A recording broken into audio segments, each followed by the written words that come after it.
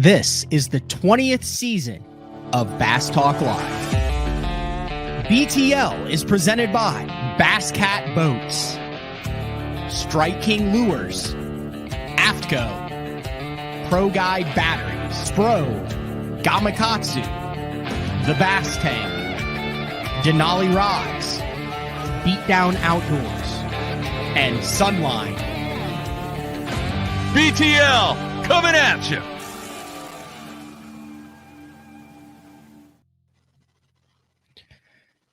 Good evening, and welcome to an exciting edition of BTL Bass Talk Live, where we're going to talk about bass fishing. Yes, it is Bassmaster Open Week on Lake Eufaula in Eufaula, Oklahoma.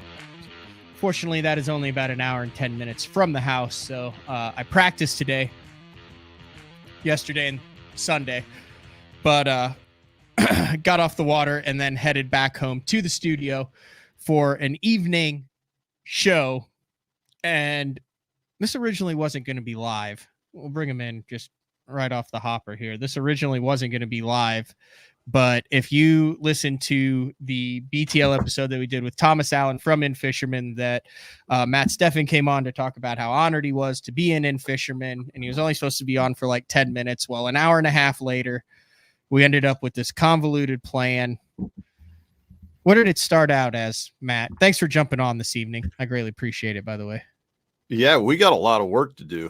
Yes, we do have a ton of work to do. So it started out as I was on the In Fisherman website, and I was like, holy cow, they still have the Master Anglers, which the Master Angler Awards, at least for me growing up, like every fish I caught from the ages of probably 9 to 15, that was, you know, when you're fighting it, the thought crosses my mind, I wonder if this is a Master Angler fish. Were you the same way? Yeah, if you grew up in the Midwest, you determined whether or not the fish you caught were big by what the Master Angler Award length limit or pound limit was. So, you know, if I went out and I caught, you know, and it was almost always like, especially if you caught a new fish for the first time. Like I remember the first time I caught like a dogfish for the first time, and I went back and I looked, and I was actually disappointed because it wasn't a Master Angler category, and I was like, I've never caught one of these, so I don't even know if it's a big one or not, right? So it was a good way as an angler to go back and look at it and be like, yeah, that was a really big fish, or it wasn't a big fish. And I mean, right. I always remember too looking at some of the other regions and just being like, I can't even imagine a 10-pound bass, like a 24-inch bass, or, you know, whatever. Yeah, 24-inch. I mean, that's it was the Midwestern anglers grew up within fishermen. That was our resource for multi-species. That, you know, the Lindner family, you know, Al, Ron, Jim, Doug Stange, all those guys. Those were the guys that we watched growing up and learned from. 100%. So they have this list on In Fisherman, and it's got 28 species on it. It's got different regions. We'll show about it. This is not a normal BTL. This is literally what Matt and I were going to do off air for the next 3 months as we prepare for this quest that we're going to explain. And I said, well, screw it. I got to come back and film a show with Uncle Frank that's going to air on Thursday. Because like I said on the show with Frank, I ain't making any money fishing the open, so I better make sure I'm still doing the podcast. So I drove home to record the show with Frank. And then I said, dude, we're overdue. We got to get this thing going. Let's just do it live. Just a Bill O'Reilly moment. We'll do it live. You remember that when we'll do it live. Yeah. So back to the challenge. So I've got 28 species. I'm going to pick it up from here.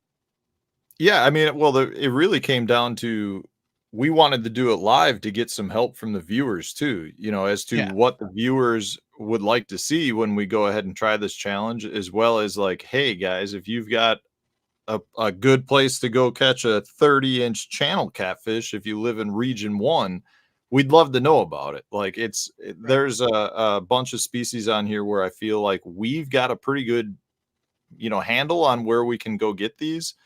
But there's a bunch of species on here that I couldn't tell you where we would go. Yeah. I mean, so the challenge is we're going to take a week in either mid to late October, early November, somewhere around that time frame. We're going to spend 10 days. Matt and I, Bartuzek Media, Adam Bartuzek from the Crappie Chronicles, is going to document the whole thing. He's going to be along with us for the journey. We're going to bring all of our listeners and viewers on both your platform and the BTL platform and everything all along as we spend, how many hours are in 10 days? 10 times 24, 240 hours. Yeah. As we spend 240 hours, 10 consecutive days straight, coast to coast, utilizing BTL fans, listeners, your contacts through all of your years in the professional fishing landscape and your YouTube presence, sponsor connections, everything at our disposal, live bait, because that's what In Fisherman is all about. It's about connection. It's about experience. It's about catching fish, doing things that are unique, hanging out with guys who are better at it than you are, like the whole 9 yards. And our goal, and we're going to say it right now, is to knock out all 28 species of master angler, weight or length for that region in the 10-day time frame. And we're going to bring it along and document everything, do live BTLs every night, drop videos on your YouTube channel every single day. And then a couple months later, Bart's going to put together an epic 5-6 part series, or maybe just a 2-hour special. Who knows how we're going to do it? That's kind of what we have to talk about way down the road, because we kind of have to just kind of get some groundwork. So before we get into our discussion tonight, and that's what we're talking about. Yeah. I mean, I don't even know where to begin with this. I mean, I kind of feel like the most important thing is to try to figure out logistics in terms of, you know, where to start to knock out multiple species. Because if we're talking about 28 species in 10 days, we got to catch, 3 Master Angler awards a day between the two of us. So let's be clear. This is, you and I are a team, right? So if you catch it, we're good. Okay. 100%. So, you know, I think logistically, it's really going to come down to where can we knock out a bunch of different species in a single day? And then the hard part's going to be, how do we figure out to get from one region or from one area to another area without wasting a ton of time? You know, I do think airfare is going to be our friend in this case. The problem with that, though, is I don't know how we're going to take all our tackle, and then we don't have a boat. So it's like, if we might have to have boats lined up in different places if we fly to one region just for a day and then fly back and grab your boat or my boat. Like, listeners, viewers that can pick us up at an airport, take us to a launch ramp where we have someone waiting on us with a boat in the water. Like, that's the type of stuff we're going to have to make this feasible. Like, I know that sounds ridiculous, but that's the truth, Matt. I mean, Matthew Weimer on here says, no way it's possible. We can do it. We can do it. I feel like we can do it. It's a matter of planning and figuring out where we need to go. I will say the problem with airfare is if there's bad weather, that could screw the whole thing up. It 100% could. That becomes part of the story. That's just something we're going to have to deal with and just roll with it. You know what I mean? I mean, that's just it. You can't affect that. So I think the best place to start is you have to figure out because we have to have the highest, before you get into the logistics, we have to figure out where it's possible, what it's possible to do. So, you know, when I talked to you last week on the phone, I thought the best thing to do was to go through each species, figure out which region is most like, and just regardless of where it is, it doesn't matter where it is. We just need to make a list for each species of where you can catch the fastest master angler of that species, and then take that and then cluster it, bundle it together, and then we can work on logistics from there. So I mean, I agree with that. The first question I have for you, should we make this by region? Should we pick a region and say that's the region we're choosing to do this in? Because I kind of think it would be cooler to knock it all out in one region. because you know there's going to be yahoos out there that are like, well, you guys went all over the country to the best lakes possible, and therefore it doesn't count. I feel like if we stuck to one region logistically, that might be easier. And two, I think maybe next year we do region 2 or region 3 and go from there. Okay. That I never even thought about that. That might even help our travel too. Okay, so here's the species right here. So here are the regions that we're working with. And I'm going to read this for the iTunes listeners. So region 1 is, oh God, they actually don't have a list of it. I'm going to have to do names. Let's see if you think I can do this. You think I can name every state without the name on it? You're going to struggle in the Northeast. North and South Dakota, Nebraska, Kansas, Missouri, Iowa, Minnesota, Wisconsin, Michigan, Illinois, Indiana, Ohio, West Virginia, Virginia. No, this is Virginia. That's in region 1. Oh, Maryland. Sorry. Yeah, Maryland. I got that. Rhode Island, Pennsylvania, New York, Delaware, Connecticut, Vermont, Rhode Island, and Maine, and Massachusetts. That's probably won't go to Massachusetts. That's region 1. Region 2, Texas, Oklahoma, Arkansas, Louisiana, Mississippi, Alabama, Tennessee, Kentucky, Georgia, South Carolina, Florida, North Carolina, and Virginia. I think I'm going to do this, Matt. Don't you? I think I know every state just by their shape. I'm so proud of you. I've got all the boxes out west. Let's see if I could do that. Next, we'll do capitals. Region 3. Oh, I used to know all those too. Oh, yeah. New Jersey's in there in region 1 too. Yeah, I did screw that up. So region 3 is California, Nevada, Oregon, Washington, Idaho, Montana, Utah, New Mexico, Nevada, Colorado, and Wyoming. Winner. Yeah. Great. Region 4 is all interior Canada and Alaska. And then region 5 is the Great Lakes and tributaries. So that's a question I have though. So okay, yeah. The Great Lakes is its own region? Yes. Look, here's region 5 right here. Great Lakes and tributaries. So region 5 has all these species, but like region 5 doesn't have a chain pickerel. Region 5 doesn't have a blue cat. Region 5 doesn't have a red ear sunfish, a hybrid striped bass, a striped bass, or a spotted bass. But region 5 is Great Lakes and tributaries. We're going to be hard pressed to catch some of these species if we're only fishing the Great Lakes, and if weather is a factor with 10 days that time of year. Nightmare. Am I wrong? No, you're 100% right. I mean, I don't even know that all of these species are in the Great Lakes. Is a saugeye in the Great Lakes? Are there sauger in the Great Lakes? Apparently. In the tributaries. I mean, what's a tributary? I mean, we could go up the Chicago River to the Cal-Sag to all the way up to the Illinois River to catch a saugeye, but that would be like, is that a tributary because it flows technically out of Lake Michigan? Because then that goes down to the Mississippi River. Okay, so we need to make a list of questions for Thomas because he runs this, right? Yeah, we got to get him on. Do you have, just make a list so when we have him on, he can answer these questions. Yeah. Do you have good penmanship or the ability? I'm trying to run a show over here too at the same. Okay, so you got that. Okay. I'm writing it down. So questions would be, what do you consider a tributary of the Great Lakes, right? Yeah.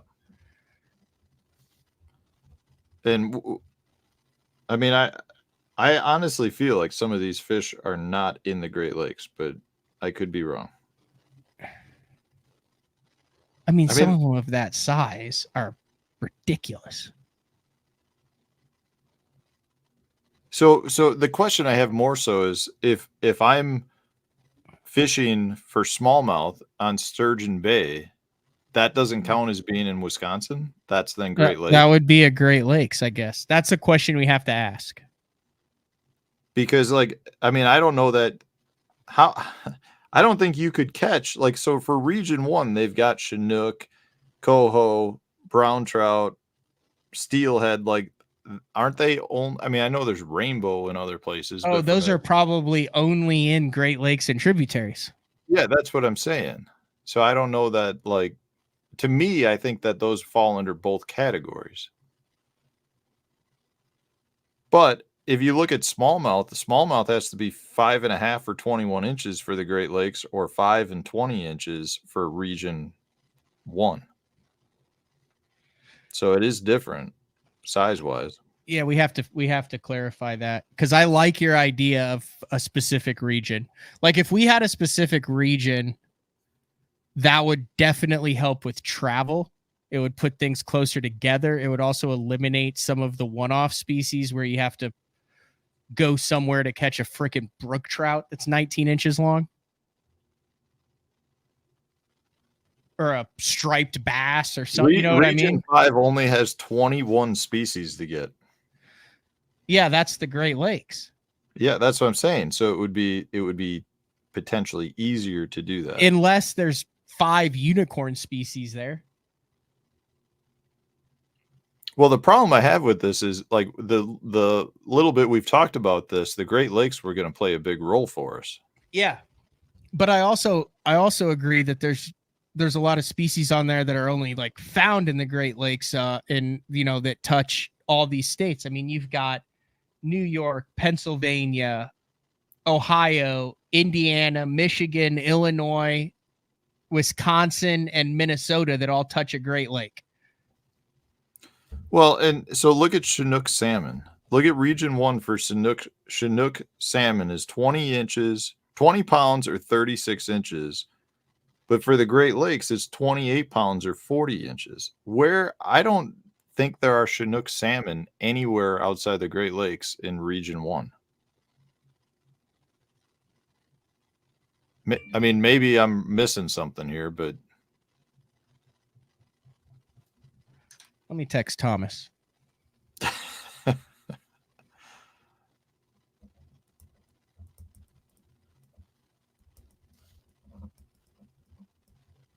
I'm going to text him. Yeah, I'm writing notes. Sorry for the dead air, folks. I don't think he's a big... yeah, I did this on top of the Stanley Cup Finals. I got it on there. Sorry.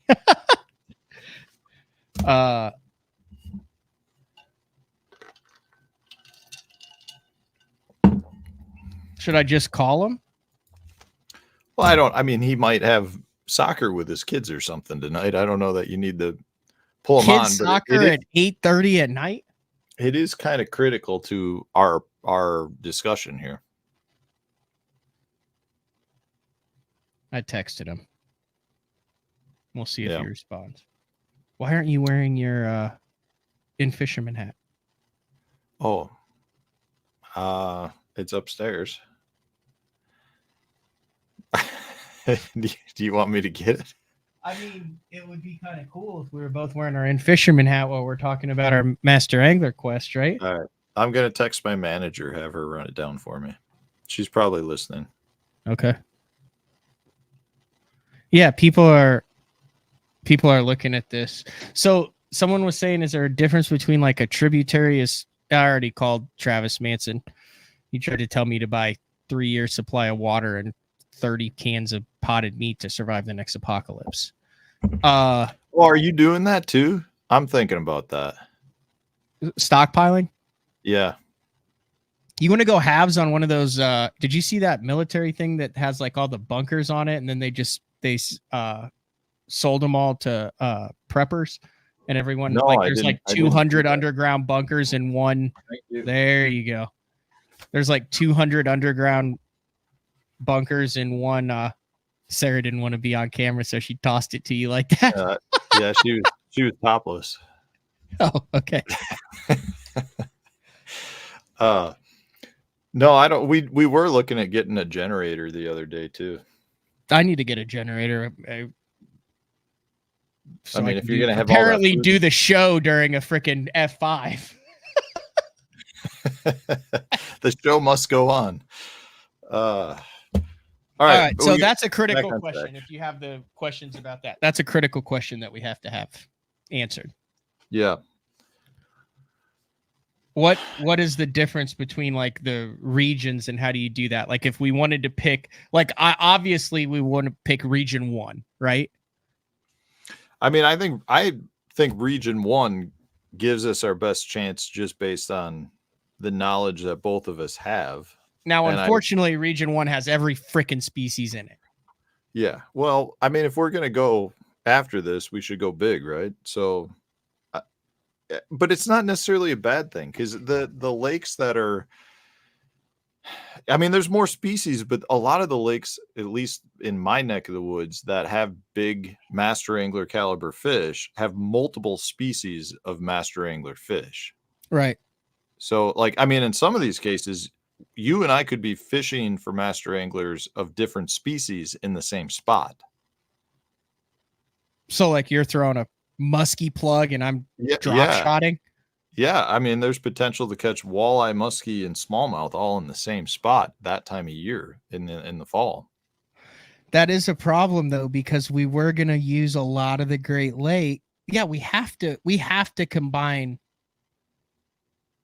I think our best bet, but then the region 5, the inches and stuff is so ridiculously bigger. I think we have to combine region 1 and region 5. Like, so to start, we just all regions fair game. We just gotta we're going for all 28 species. Doesn't matter where we're at. No, I like the region. I like staying within the region. I do too. I think it makes some of the other stuff easier. Wait, let's do this. If this goes well, we're going to do this multiple years. Let's just do 2 regions each year. Because listen, one year it's going to be coastal waters and estuaries, interior Canada and Alaska. And then one year can be the South and the West. What if we pulled a region out of a hat to start the competition? So we like went to like a major airport and just pulled the region out of a hat, and that was where we went. No, because you have to do this is so much planning. I mean, it is, but that would be entertaining too. Our chance of success. So you're saying we do no prep, we go to an airport, we pull a region out of a hat, and then it's a mad scramble for the next 10 days. So we have no planning, we have nothing lined up, and then we document on how we try to catch as many as we can in 10 days with zero planning. Yeah, straight up amazing race style. I mean, that could be cool. Logistically, it would be a headache because then we wouldn't have like. It would be so much more expensive. Are we going to have lodging? Are we going to have lodging and all that booked ahead of time? Because we don't know how long we're going to be in a region. Yeah, that time of year we should be all right in terms of getting like hotels and stuff. Unless we go to Florida. Yeah, well, Florida, I don't see Florida coming in to play that much. Well, for maybe bluegill or red ear. That's going to be the easiest place to catch a 24-inch largemouth. Yeah. Well, what about those Texas lakes? Do you know how long a 24-inch large? Okay. Are those 10 pounds? Let's do a little comparison here. Oh, cool. Happy to discuss and explain now. Is that Thomas replied?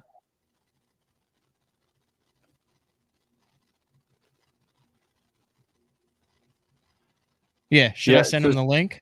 Yeah, send him the link. Somebody asked if this has ever been done. As far as we know, this has not been done. I mean, it's possible somebody else has done it, but I think Thomas said on the last show that there may be an angler or two that have done all of the Master Angler awards, but as far as he knows, nobody has done it in a full year, let alone 10 days. So we're gonna we're going to try to do that in 10 days. The Great Lakes are key in this. Like that, very key, because that's your neck of the woods. Well, and just like you're talking about better than average size fish, and a lot of species that are on this list that I don't know where else we'd catch them in a certain region. I agree. Oh, cool. He said he's actually sitting in his studio. He's working late. What's he working so hard for? Dude, In Fisherman doesn't run itself.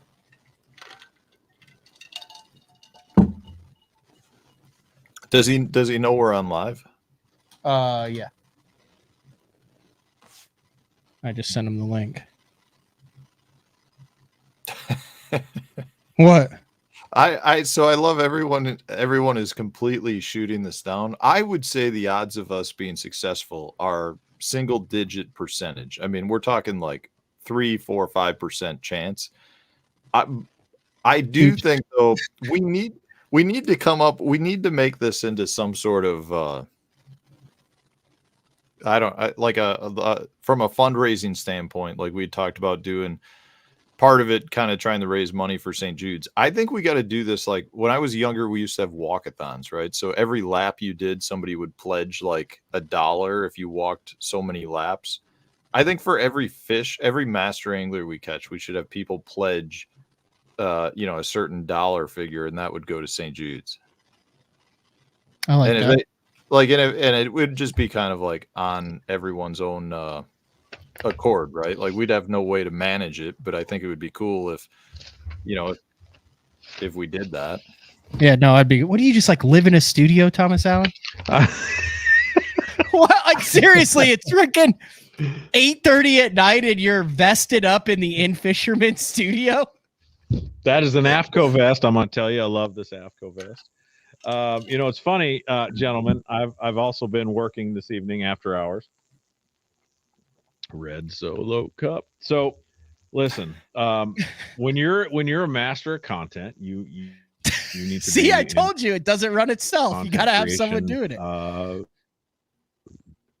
Yeah, that's right. Nobody does it for your own. And I have one of the latest issues of In Fisherman here, and I guess we're talking about this Master Angler Challenge you guys have created, which we talked about this on a previous podcast, and I was like, man, you guys are crazy. But if there's two dudes that can get it done, y'all are the two dudes that do it. So okay, so this is 100% our brainstorming session. So we were going to do all this off air, and I said, like I said, I had a Bill O'Reilly moment, and I said, screw it, we'll do it live. So we're live. So this is our brainstorming session. We're just getting everything. But Matt, explain here. And Bart's also on. He's going to jump on filming. He's Bart Bartuzek Media, also check casher in the last invitational on Kentucky Lake, and reigning St. Jude Bass Classic amazing champion. I was going to make a comment about St. Jude's. Like I practiced for a few days, and you guys kicked my butt. So whatever. Yeah, no, Bart. Thanks for jumping on, and for we have a lot behind the scenes that's been going on, Thomas, that we need to fill you in on just to even see if this is even possible. But like this is kind of blown up just a tad. What's up, Bart? Not much. I'm excited to be here. Other than just texting you guys and being like, "I'll film it," and then listening to BTL the next day. And Panger being like, Bart's filming it. And I was like, cool. I never got that confirmed. So I guess I'm in. Yeah. It's better to ask for forgiveness than ask for permission is what I was told. So, all right, Matt, Stefan, explain to Thomas what our predicament is, we don't understand, and what we need clarification. Yes. So we're looking at the sheet, all the different Master Angler awards, and we recognize how important logistics are going to be in this quest to capture all 28 species in 10 days. We kind of want to do one region, pick one region, concentrate there.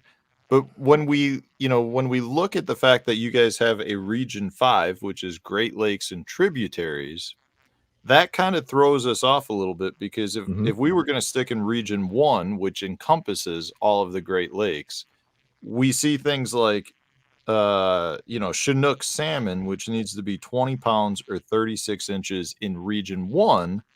But if you go to the Great Lakes, it's 28 pounds or 40 inches. But I don't know that you can catch a Chinook salmon Right. anywhere outside of the Great Lakes. No, you can't. And really your predicament, I mean, I get that you want to minimize your travel. You want to take advantage of the most robust or population heavy regions that we have the Master Angler program set up at. But you literally are not going to be able to do it in one region. Now, as competitive anglers, this is where I need you guys to check your expectations just a little bit. So you're going to bring that down a notch. You're going to understand that, hey, you can probably get everything. No, You need to get things probably done in 2 regions, and that would be the region. What is it? Region 5 that encompasses Region the Great 5 Lakes, and right? Region 1. Here.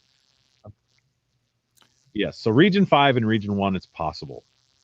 The 10-day thing, you guys are awesome. Like, roll tide, get it done. If you can get it done in 10 days, that's awesome. Sooner. But the 2 closest regions that I think you need to set your rules probably to accommodate the 2 regions, because when you're getting accepted into the Master Angler program, we'll get a submission of a steelhead that might be it's going to be Region 5. Okay, so that tributary that connects to a Great Lake, that fish is running upriver to spawn as they naturally do. Could you catch a muskie in Lake Erie somewhere above Niagara Falls? For sure. Those muskies also end up in those rivers downstream from there or upstream, depending on how the tributary contributes. So it would be upstream. But your chances of catching a Master Angler quality muskie in that fishery are pretty minimal. Yeah. So you might want to look at combining the 2, right? Region 1 and Region 5, so that you can accomplish both accessing the Great Lakes and then the tributaries, and then also the inland waters that hold all of those species. What is Lake of the Woods technically included in? Oh boy, that's what's our question. Like, how do we determine like what exactly? Because it said Region 5 is Great Lakes and tributaries. So like, at what point is it no longer a tributary? So great. If you're going to talk Lake of the Woods proper, you're going to have to follow the national boundary, and in which case, if you're in Kenora fishing with Gussie for 3 or 4 of those species, you're going to be Region 4. So I don't overcomplicate this, guys. I don't think Stefan's allowed out of the country till about 2028, but we can't talk about that live. That's a good story for another day. But I think that you can still accomplish that same goal without going to Canada. You want to catch a 30-inch walleye, go to North Dakota. You want to catch a 50-inch muskie, Wisconsin, Minnesota's got you covered, maybe even that eastern edge of the Great Lakes. But if you are going to venture into Lake of the Woods, you're going to have to follow that boundary that's created on the map. Google Maps will tell you that. And if that's Region 4, don't discount what you're accomplishing based on the regions. That's what I'm trying to tell you guys. Okay. You can do well if you have to register 1 or 2 fish via Region 4. You're fine registering 1 or 2 fish via Region 5. But if the bulk of your fish are coming out of Region 1, that's all centrally located, right? Like you're pretty dang close to everything. So don't feel like you haven't accomplished a goal by separating regions. I don't think you can do it all in one region. I don't think you can. Yeah, and I would say from a filming perspective too, I think just having the goal of trying to hit all those species is probably like the premier goal. Don't worry about the regions because it's going to get way too complicated. Like if you just go, we're going to go catch one this big because it fits this mold, you go do that. Because if, you guys, if we can get over 15, I think that would be good. No, we're getting 28. Yeah, I'm not jiving with the enthusiasm here, Matt. Like, everyone's bringing us down. Everyone's like down. You think when Jordan went to the free throw line, someone went up next to him and said, "Hey, dude, as long as you hit 1 out of 2, you're okay with us." Okay, apples, actually, oranges. This is all I need to know. Do you plan on sleeping? Like if we're we don't plan on sleeping. Okay, is it just like Well, if we're driving, if the three One of us are in person a can car, sleep. one Yes. guy's driving, two guys are sleeping. I could get closer. I mean, Well, and if hey, we hit the 28, it would be phenomenal. If we get over 20, major success. 15, throw I me think, into is this. realistic. Like if I can contribute by driving and being a charming personality on your camera, I'll do that. There are places here in Brainerd where you can knock off 5 or 6 species, but you're going to need a little extra help getting to and from, and let me contribute. But here's the key. Ultimately, it's got to be in 2 days or a day and a half. Like it can't be like, oh, hey, cool, you caught one in 5 days. Like it has to be like, bang, pam, wow, nice to see you. On to the next one. How are you guys with guides? Totally chill. I am. Are you good, Matt? Yeah, we discussed this. We're calling in the favors for this. Yeah, Okay. I got a lot of connections up in the area as well. If we stay around this region, especially panfish wise. Yeah, I do too. But let's talk marketing for a minute. So, any guide is going to base a lot of his business on his ability to produce results. Right? Nobody's going to disagree with that. And to get the word out, it's social media, it's website, it's television. This is not a new program in the North American hemisphere. In fact, a lot of Canadian provinces, states, etc., have created their own master angler program or something similar to that. So I think that if a guide is able to hitch his wagon to your effort here, he's going to probably commit. Now, money wise, a bro's got to make his living. So no one's going to argue that guide fees are worth what they are, especially in today's inflated age. We don't need to go down that road, but we're all on the same page. So you're going to have to consider what it's going to cost you. Are you going to sacrifice quality outcome for a trade-off, right? If you're going to get a guide to trade you a day, it may be harder to get that accomplished, whereas a high demand guide is going to require being paid. So I think you need to probably map this out, right? You're going to write your list. You're going to say, okay, we're going to go hit these tributaries to get the Great Lakes to get our Region 5 fish, which is, the steelhead, just that whole list of lake trout. That's actually probably your easiest one to get crossed off because you're going to the Great Lakes, because you control lead core for 3 miles and catch a lake trout every outing. But if you're crossing it off the list, you've won. But you need to consider what it comes down to is how you're going to take care of the people that help you get through this. Can you trade out the exposure, or are you gonna have to pay the guy now to take you out? Thomas, here's where this comes into play. So I do a feature every other week called Guide Day on BTL, where I have a lot of BTL listeners have stepped up and have had great experiences with guides that they learned about on Guide Day.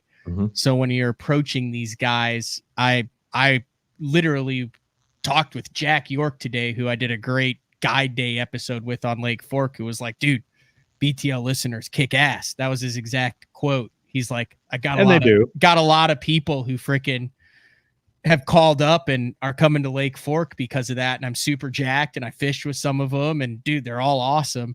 So if you can provide those testimonials, and I mean, Matt has a way bigger platform than I do. And then what Bart's going to do with the media aspect of it, not only on the daily stuff, but then the finished product.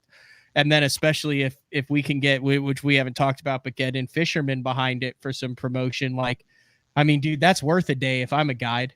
And we're in. Listen, the Master Angler program has been around for a very long time, and we've actually had discussions in this office here about how do we keep this alive? How do we promote this and make it competitive and worthwhile? There's prize packs to be won when you're, if your catch sits at the top of the list, whatever the species is. So that's a possibility, and you definitely need to have a connection north, south, east, and west to be successful. So I think that we can probably figure out a way to do this, but what you guys need to boil this down to is how many, if you do this, it's going to be one of the most badass multi-species adventures ever.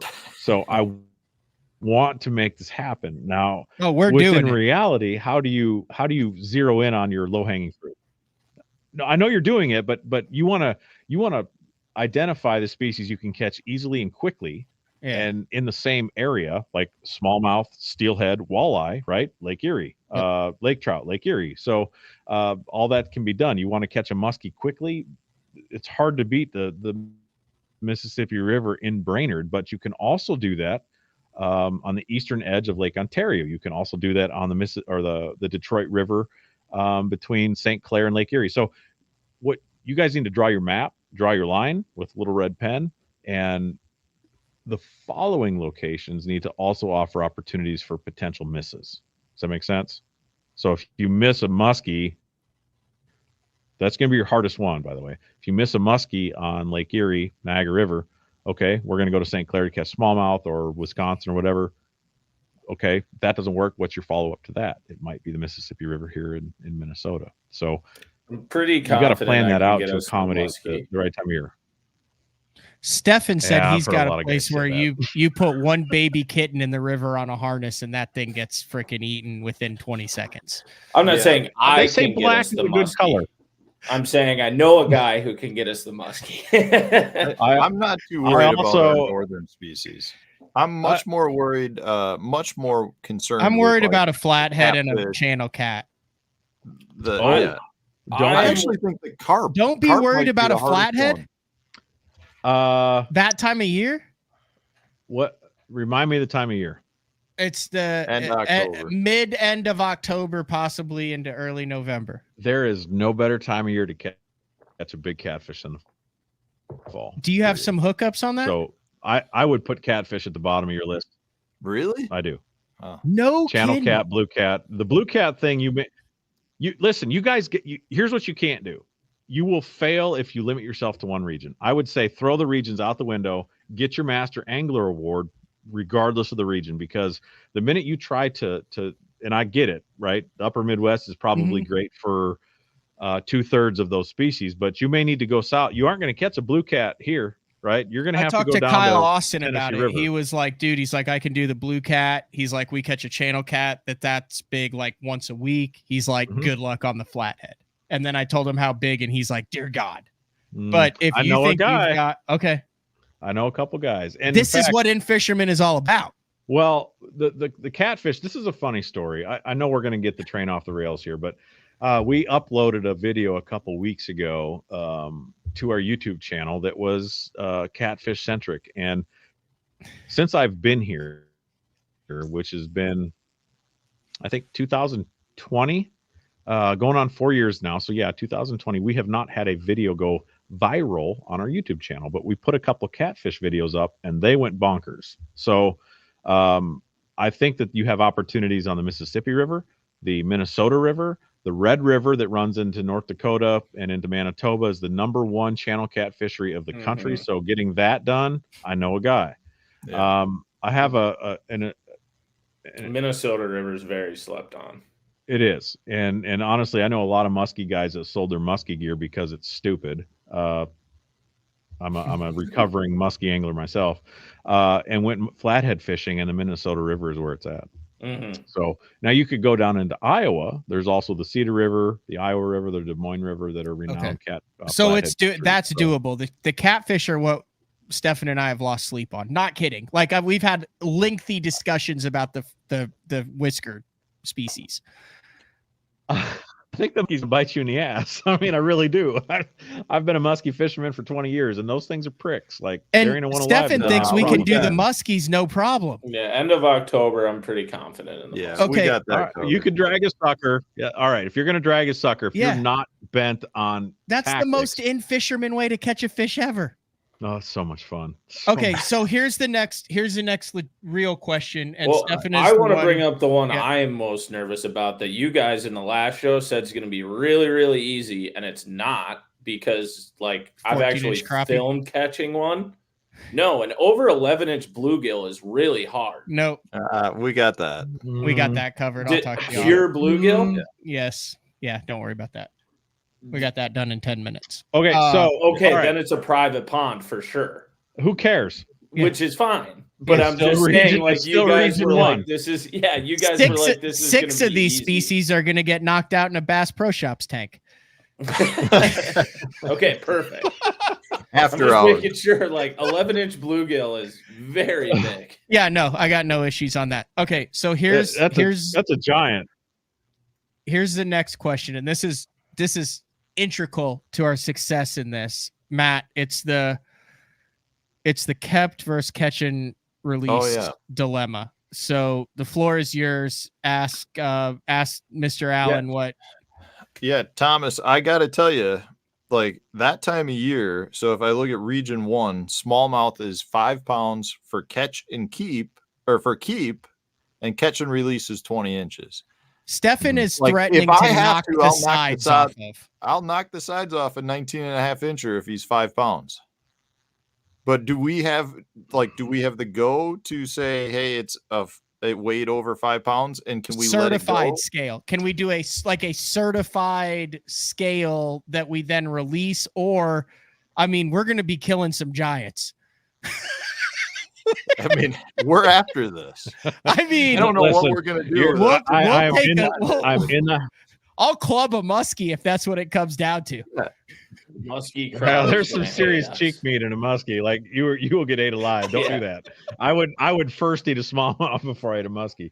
But I have partaken of the flesh. I will club a 28-pound muskie. All right. Okay. Any muskie guys listening to the show right now? I'm gonna just clarify. These guys are. Well, Matt gets it. Panger has lost too many lures to muskies accidentally, but muskies are considered sacred. I would not.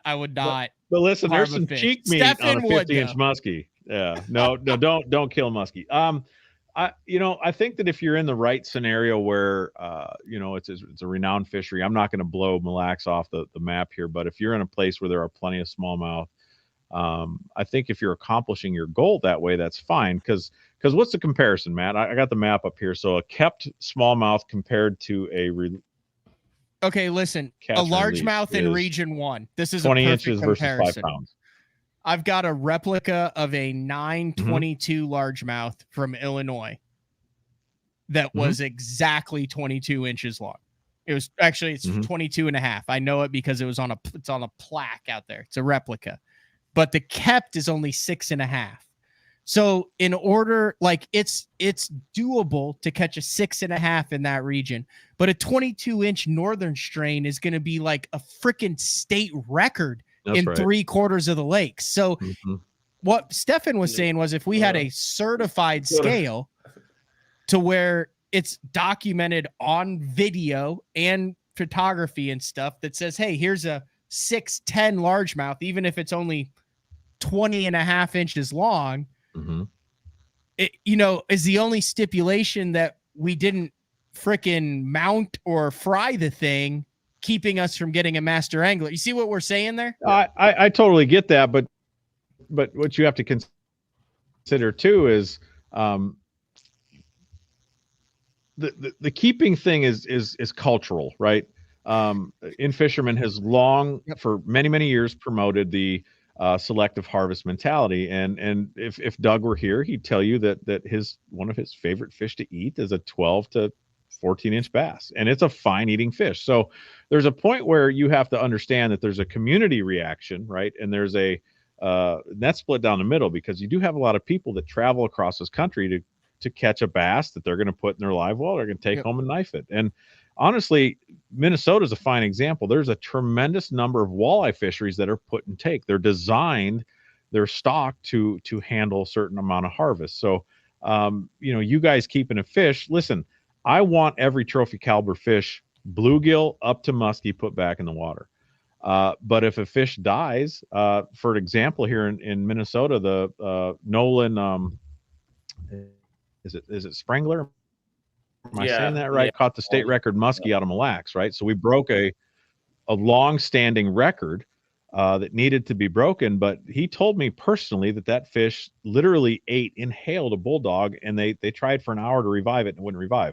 So they made the right decision in that scenario to keep that fish, break the record, and the fish is represented fairly. So I wouldn't recommend that you go out of your way to kill a fish that other people within the community consider to be a trophy, but also consider there's an element of 65+% of people keep fish to eat on a weekly basis. So do you want to piss off this group or do you want to piss off that group? Listen, I guess all of our question is, Matt, am I right on this question? Is we plan on releasing everything that we catch, but if we catch a 21 3/4 inch largemouth bass in region 1 that weighs 8 pounds on a certified scale and we release it, no master angler credit or master angler credit?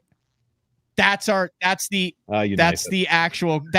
serious question, because that there are species on here that are much easier to reach the kept weight than the released length. Yeah. Well, this is where you stay honest. Okay. You keep that fish. You enter it into the master angler program. So part of the master angler deal with the kept fish is a witness, right? So you got to have somebody with you, that verifies the weight, does the whole thing. It's pretty easy. Follow the directions. But then you do a follow-up video of you and Matt sitting on the porch, enjoying a cocktail as the sun sets on your favorite lake. And you have got bass XYZ from Lake XYZ in the hot grease. And you're consuming that flesh. You're building your muscles. You're becoming better people. Because listen, bass are a great eating fish. And I could care less if people judge you for eating them, because I would judge in the right situation, Thomas. Eat it. There's no way in hell that I'm putting a 7-pounder in the box. I got nothing against the people who do. I get it. Listen, I have Gene Gilliland sit across from me who says there's limits for a reason, and these fish are meant to be taken, and we're predators, just like anything else. A freaking angry moose could kick one, a bear could eat one, whatever.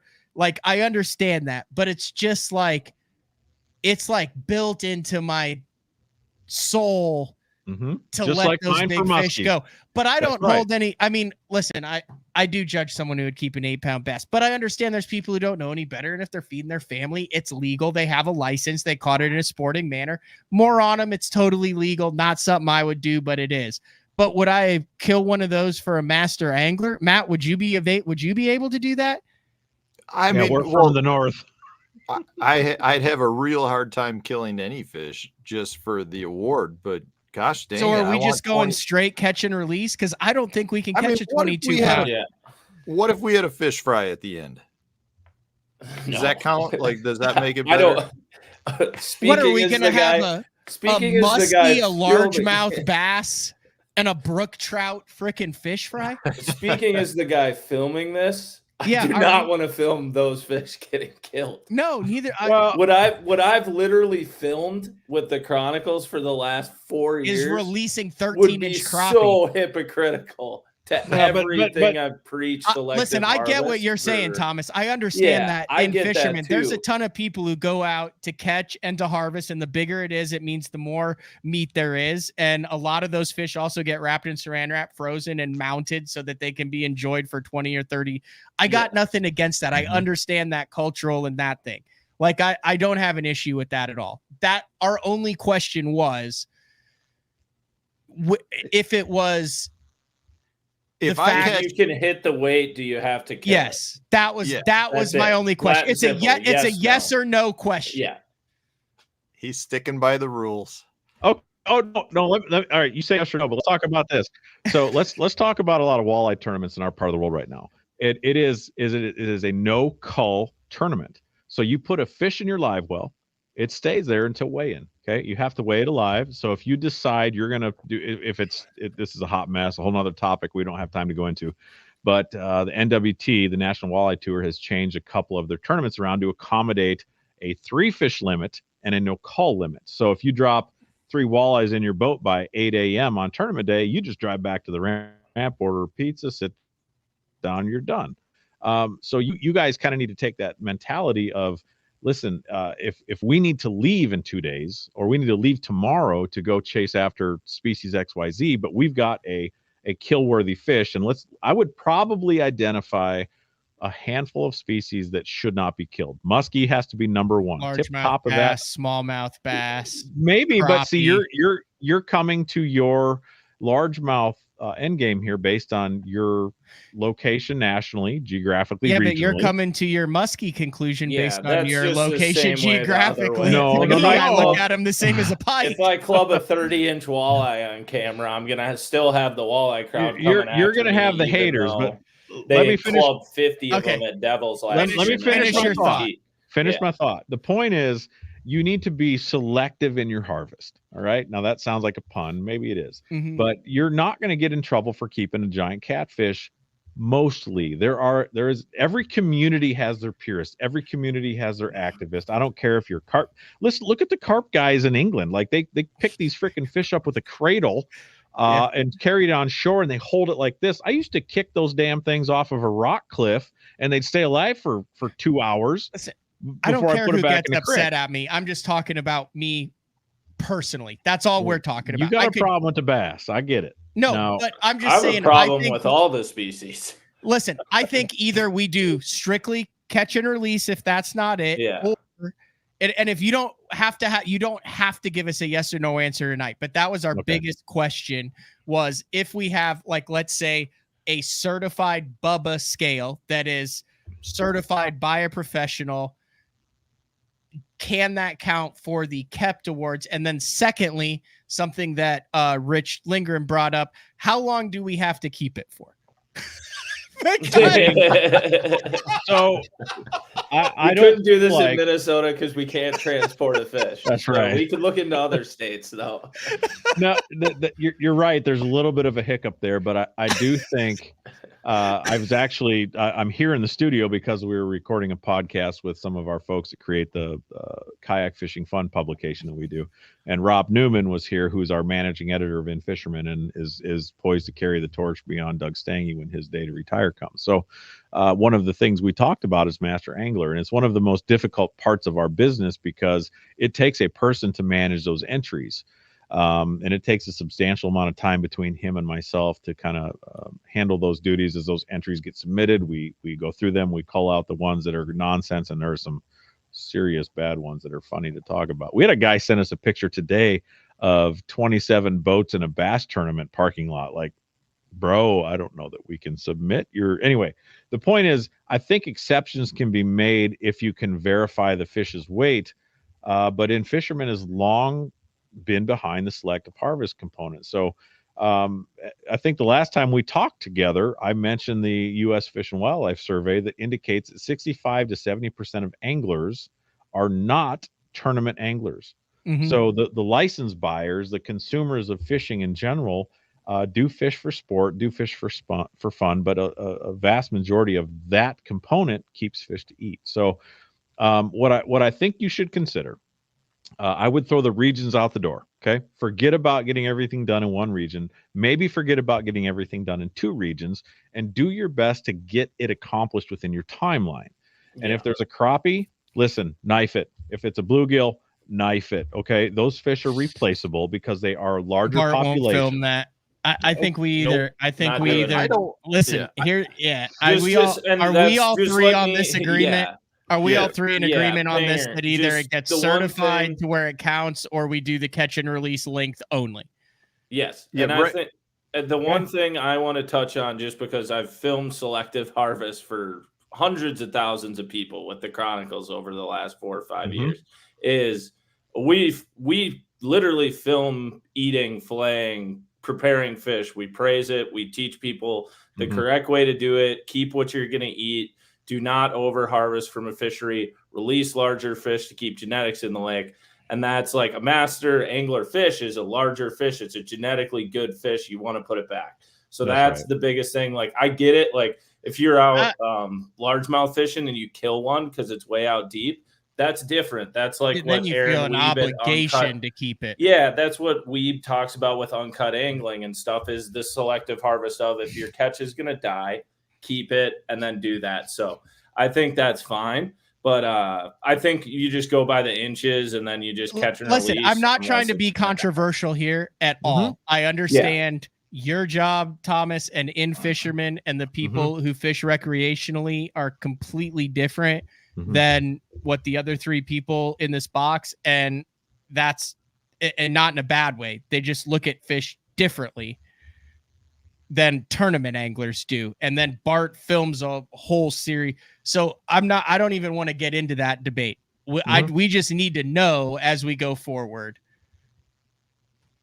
What Certified rules we're scale playing or by. not, and what rules we're going by, because that depends on what species we go after in what region. That's literally, it's a really simple question. What I cannot give you an affirmative answer on is if you do a certified scale and submit it, if that's acceptable, because can we get an answer? Like, can you look into that for us? Yes, I can. If Okay, you give that's me perfect. a few days, I can get an answer. Oh no, we have plenty of time. We just wanted to know if that was an option or not, or if we had to go on length, because that determines on region. I think that is probably wise to do that, and for your efforts, I think it would make sense to try to do 100% release. Yep.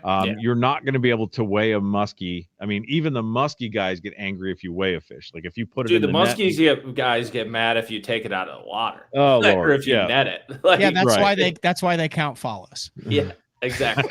Easy, a good day. Easy. Listen, this thing over my shoulder here didn't happen on accident. But listen, I love muskie. I had a great day muskie fishing when I was smallmouth fishing on Tonka. I saw 7 of them and I never casted. That's a great muskie day. I could talk about that, but I think you identify.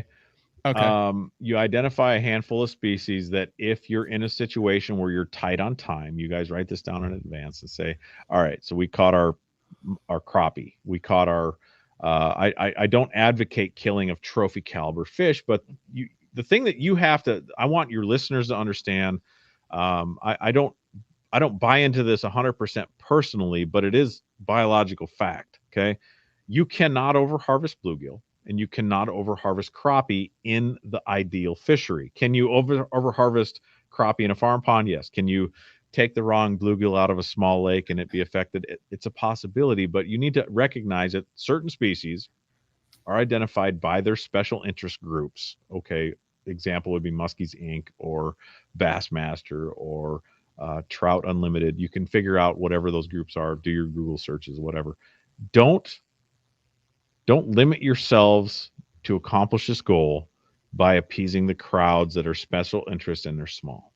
Okay. No, we're not. We're just this. I think we're all in agreement though that we're not going to kill any fish. And I don't listen. I don't want to hear about a muskie being killed, a 50-pound flathead.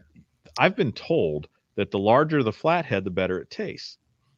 I don't know. I would love to do that. But I'm not trying to get into a debate on like which fish is more valuable. I think it's super easy to just say we're going to release all of our fish. Yep. It doesn't matter whether it's what species it is. So a carp or a muskie. How can you certify that scale is my question. Is it going to be the Bubba scale or the Rapala scale? Well, you need to make sure that scale has been approved by an entity. Right. Okay. But just find out. That was the main question. Just find out if that would work, if it is a certified scale, and then we can go through the process of certifying and figuring out how to certify a scale like that. Right. Okay. But my point, you're right. I will ask. I will provide you with an answer. But if the answer is no, that's fine. Then we just know we need to go by inches, and then we just base our journey off of that. There's like 5 11-inch bluegills in this state, so I hope you can find them. But my point is like we have I know a guy in Nebraska. Matt and I we got it in our back pocket. Trust me, the bluegill will be the easiest of all of the species on the list. You're really gonna regret saying that, Matt. Will you say even that? if it's a private pond? I know a guy. I mean, I think if we have permission, it'll be the easiest one we can get. I also think, Thomas, does it have to be pure strain bluegill, or is it like green hybrid? Like, is that fine? That's just a general question I have. Does rock bass count as bluegill? Yeah. No. If we need the rock bass, we'll just go to Leech. That's super easy. Oh my gosh, that one will be no problem. You want a state record title? Listen to me. I can take you to a dogfish and a rock bass. Yeah, we can do it. Yeah, Matt, you could register a state record rock bass when we're at the Leech Lake Open. So, my legitimately, my counterpart to the In Fisherman Master Angler program is Dr. Robert Newman. Who has, I think, 6 or 7 doctorates and 10 master's degrees in fishery biology. He's the man. So it has to be a pure strain bluegill. Don't go do any of these pumpkin seed crosses like log or none of that. That's where then with if you're going to get permission, we need to see a picture of the bluegills. I think Okay. no, I will That's totally a very support. important thing because I they're would like a green mix. You're They'll right. get long and you'll hit 11 really easily. But that's why I'm saying, like, I have a 2-pounder on my Because we're wall way off. that I caught, but they're like getting an 11-inch bluegill. I think I've caught that 12-incher and maybe one other 11 in my life. And I ice fish 100 days a year on trophy fisheries. Did you fillet the forehead meat off of him? Because I would have.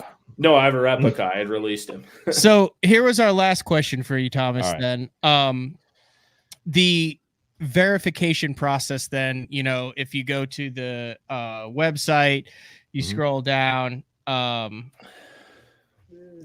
Yeah, it talks about all the different stuff. Like, how long does that take to where? So, like, Matt and I want to make sure that we do this by the book 100%, so no one can be like, oh, well, no, that doesn't count. How long does it take to like verify a master angler species to where we can be like, okay, we're 100% good, we can get out of Dodge and go on to the next species? It comes to me. So I will, if we're in communication as it's happening, they hit my inbox and I can verify immediately.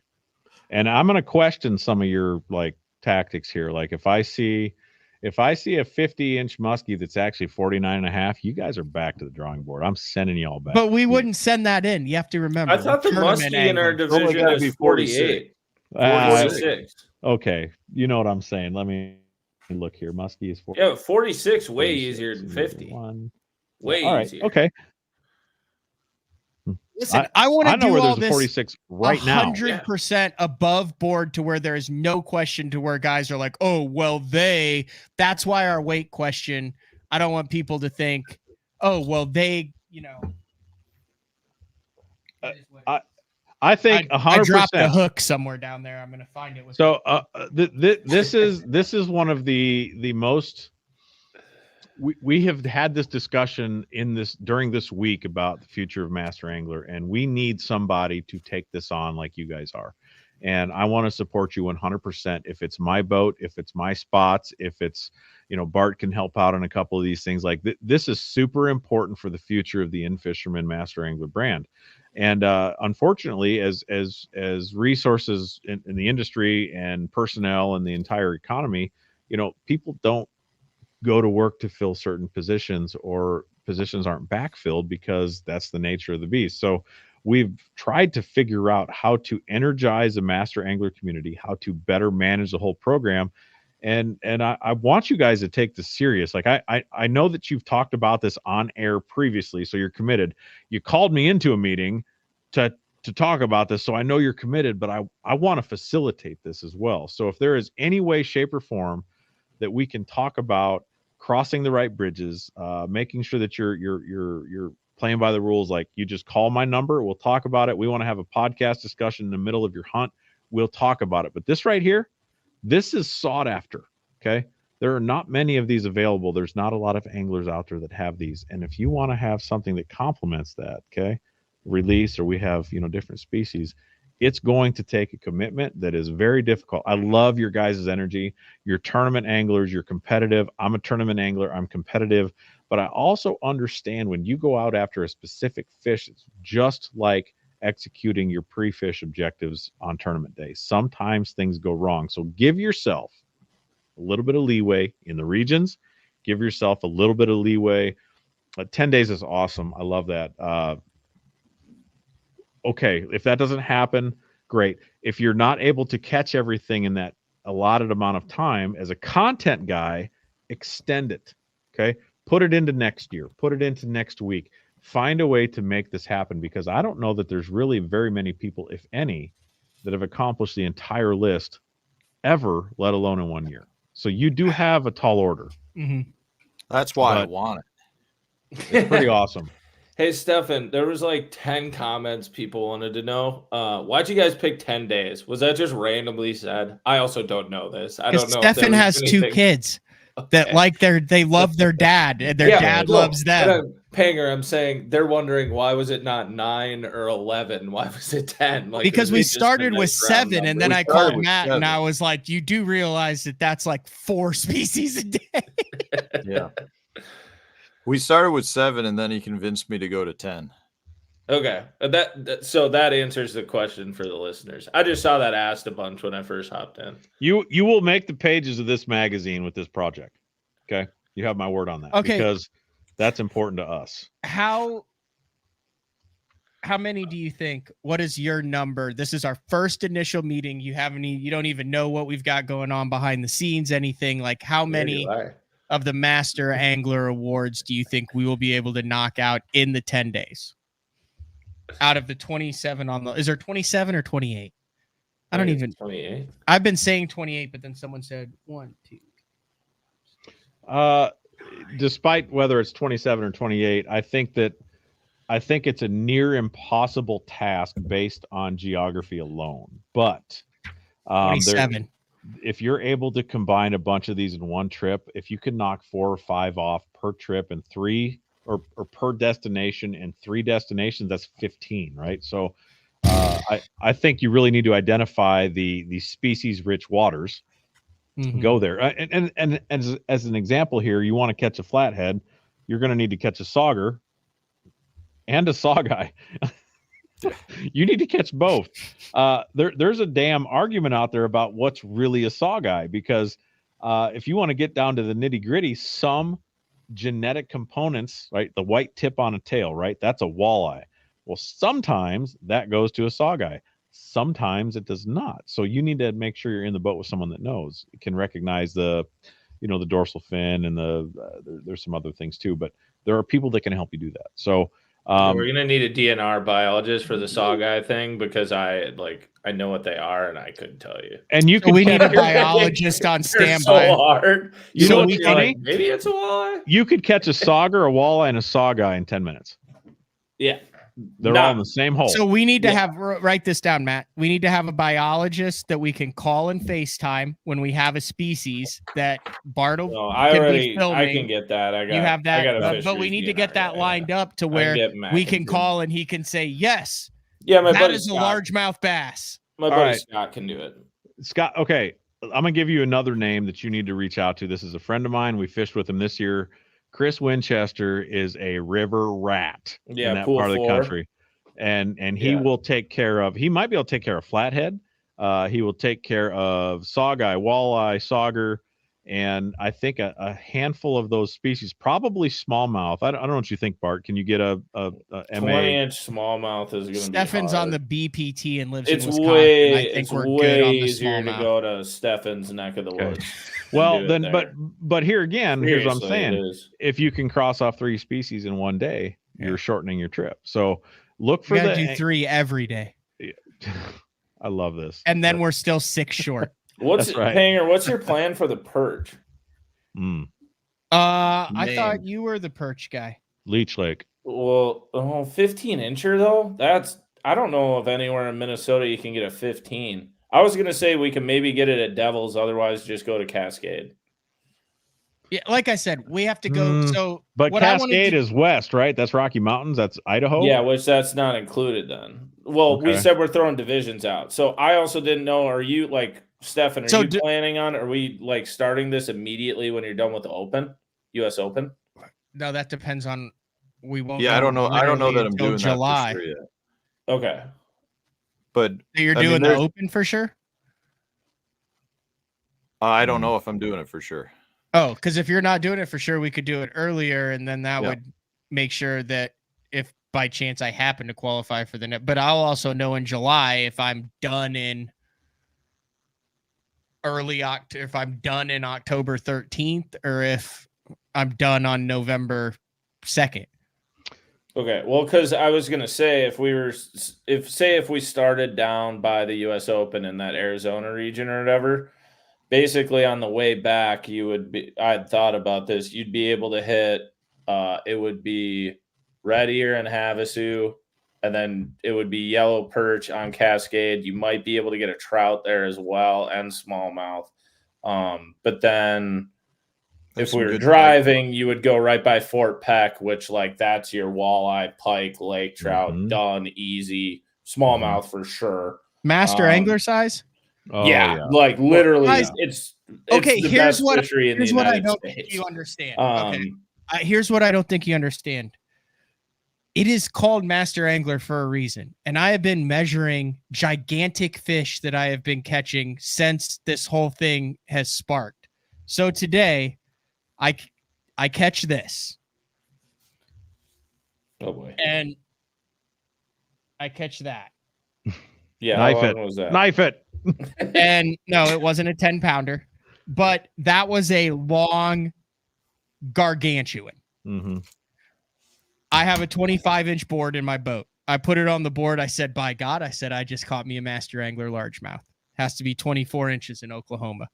It was 22 and a half inches. Wow. And it was a freaking slob. So I hope we're not underestimating. I'm the one who thought you were overestimating what we could actually do. I'm telling you, Fort Peck walleye and lake trout and smallmouth, legitimate. I know, but today kind of freaked me out a little bit because I thought for sure that was a Master Angler largemouth in Oklahoma, and I was going to register it and get things going. Well, like, listen, you I tournament think guys. largemouth might be one of the hardest ones to do. It's going to be tough. Just automatic, to be honest. But I Like, think it really you need is. to I think you need to play by the rules within the In Fisherman program. So Yeah. it's Yeah. easy to say we're going to release everything. You're far more likely to catch a 1.5 pound perch in Minnesota, Wisconsin, and North Dakota. In fact, there's some fantastic yellow perch fishing in North Dakota. Oh. Than you are a 15-incher. And nobody, and I mean 0 people, are going to throw up a flag about knife. I don't care about that. I don't care about any of that. I just need to know. Like, it's a done deal. 100%. We're not keeping anything.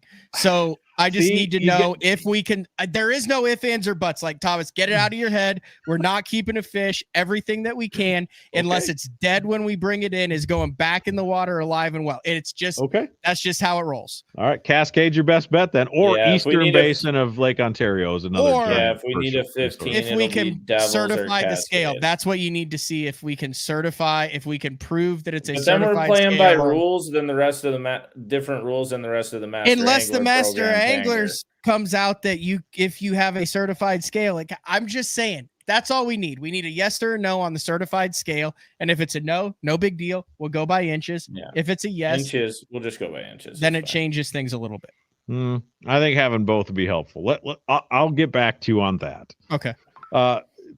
Let's identify a couple things here.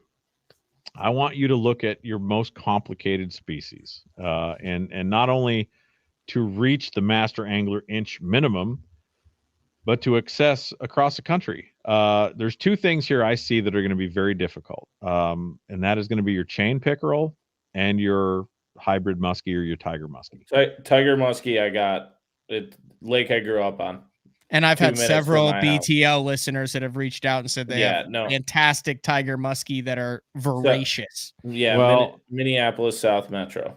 Oh, I know the lake, and I won't say it, but to that Master Angler quality, I'm not sure that lake's going to produce that. There needs to be a 38 incher. But there's one that's very that lake. Oh, never mind. Well, but 4 lakes.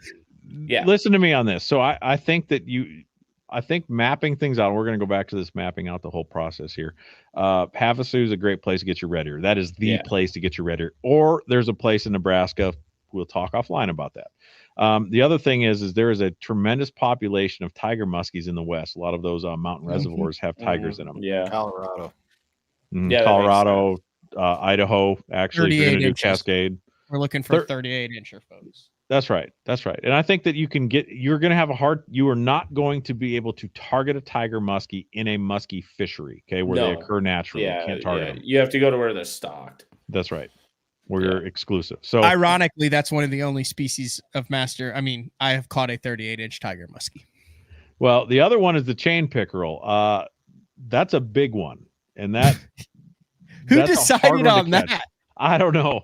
I mean, there are species. There's 4 or 5 subspecies of northern pike. But maybe that's one we just put at the bottom. And if we get there, the bottom for a reason. We've got a Hail Mary. We've got a Hail Mary for a chain pickerel. And if not, I mean, although I also don't want to complete it on a chain pickerel. Do you, Matt?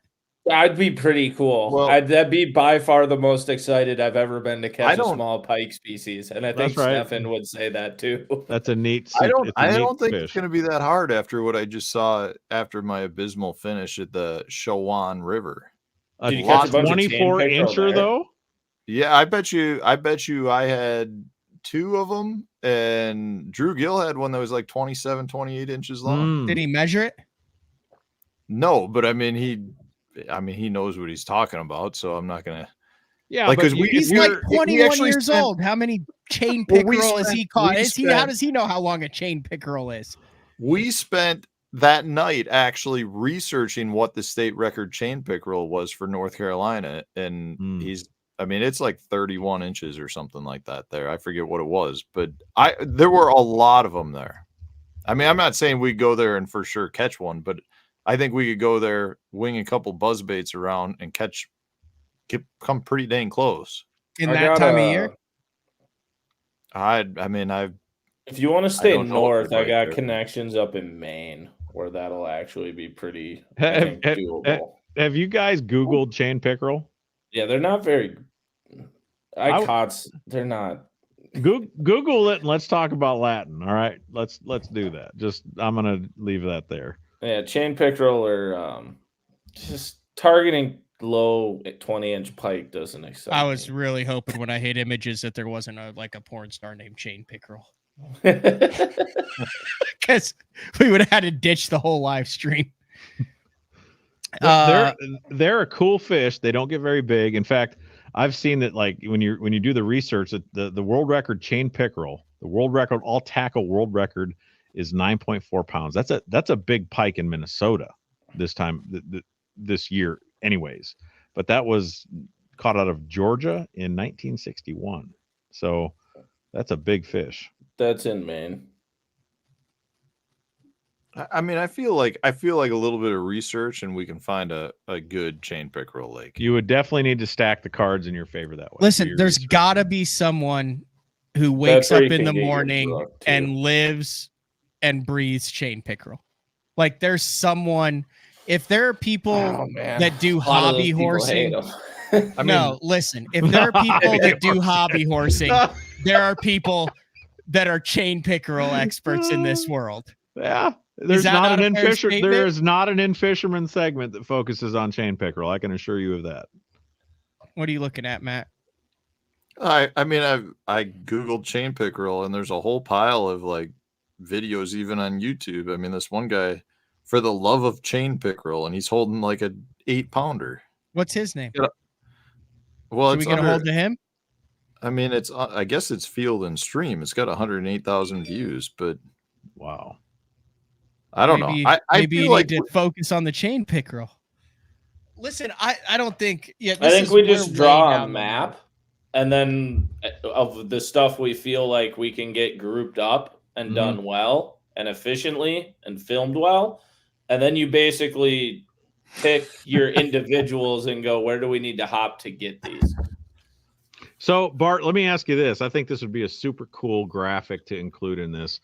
I don't know how to do this, beyond my skill set, but let's say you're starting at Havasu. Can you draw that line across the country of we're going here, anywhere to catch all these fish, and then end up at the very end with a whatever that last fish might be, which is probably a chain pickerel. But I think that'd be a super cool graphic. Yeah, I think of you would what it start take. west and work east. Would I be think so, my too. Assumption. Mhm. Um, And I would I don't agree. know if you would drive for the whole thing, or if like the first couple you would just fly somewhere quick, or Well, Panger, Oh. get up here to Minneapolis. Like, hop on a plane, fly to Minneapolis. I'll pick you guys up. We'll go up here and spend 2 or 3 days knocking 4 of those species off the list. Easy. yeah, I'm Easy. pretty confident we can get 4 to like 7 of them within 3 to 4 hours of our house.